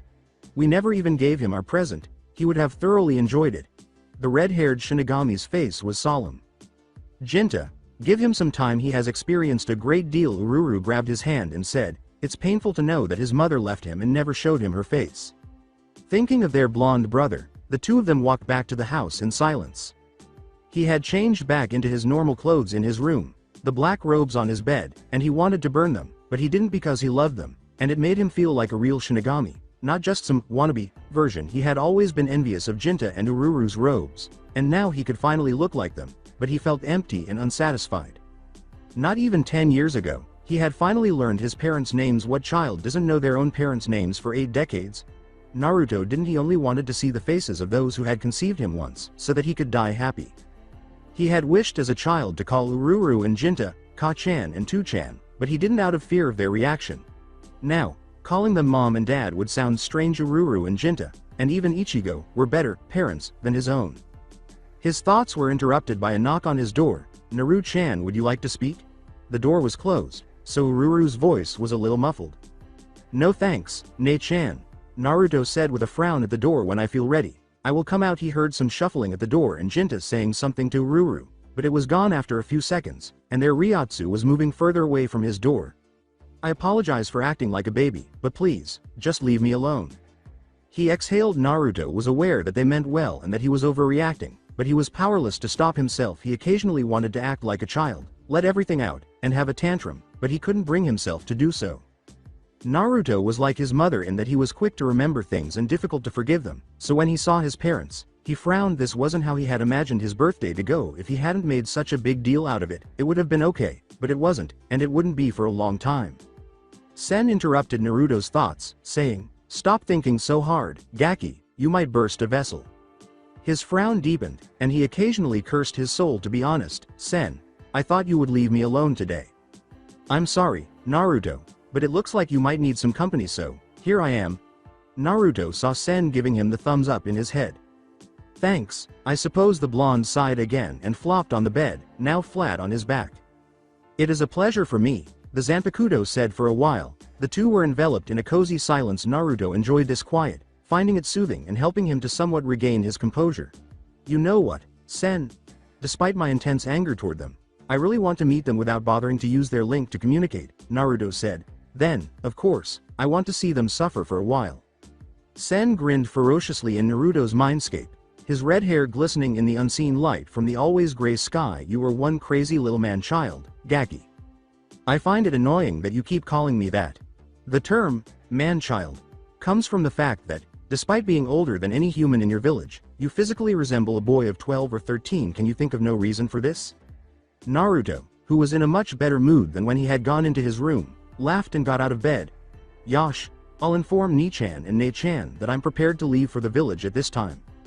He was just about to turn the door when he felt a chill. He hesitated, confused by the strange cold that seemed to be creeping into the air, but he shook his head and ignored it, scurrying off to find his brother and sister. The man wearing the spiraling orange mask smiled on the outskirts of Konoha, feeling the deliciously cold sensation that was all around him, knowing that it would be gone in a few more minutes.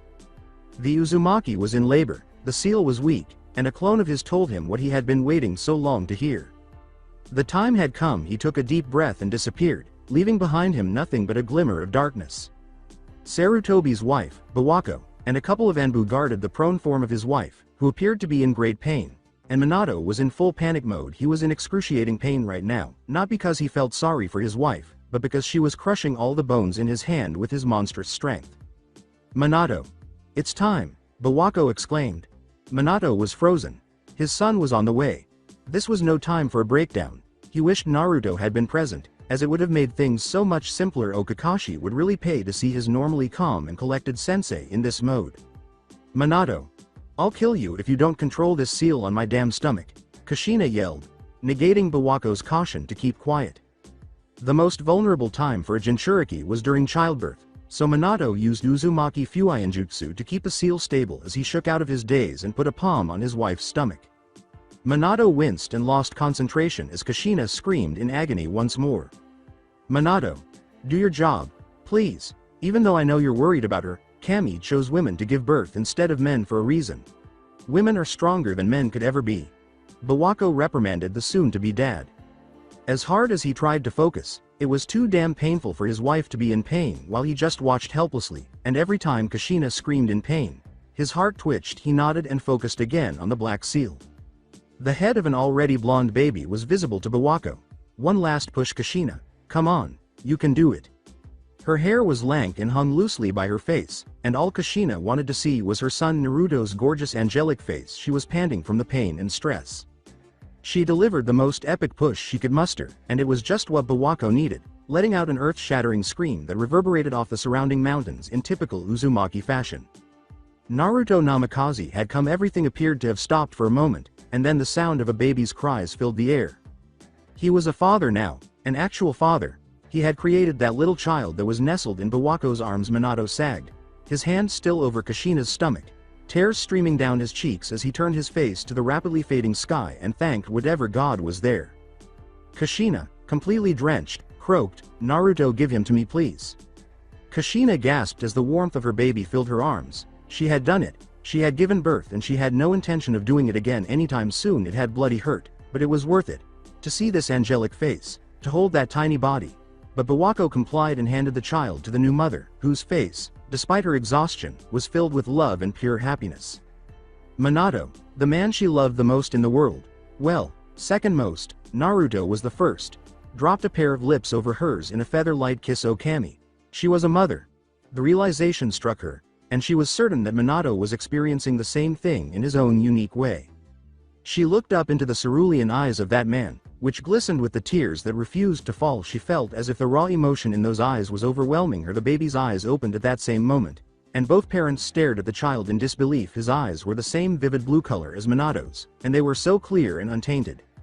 Their Hokage now had an heir, and the child was the heir to one of the most revered and feared families in all of the elemental nations. Bawako grinned at the new family, and it was touching to see such pride glimmering behind the parents' eyes. Bawako's scream died in her throat as she watched the masked man slash through her frail body, and the last thing she saw was the swirling red ominous color of that damned Sharingan eye. Minato and Kushina were so unaware of the world outside of them that they were unable to sense or hear the bodies of those who guarded them crumple to the ground. It was time, and Uchiha Madara gave the happy family in front of him a savage grin. Hello Minato, we meet at last. So that's it for today. I hope you guys enjoyed it. Don't forget to like, share and subscribe to the channel for more awesome stories like this. Thank you. See you all in my next video.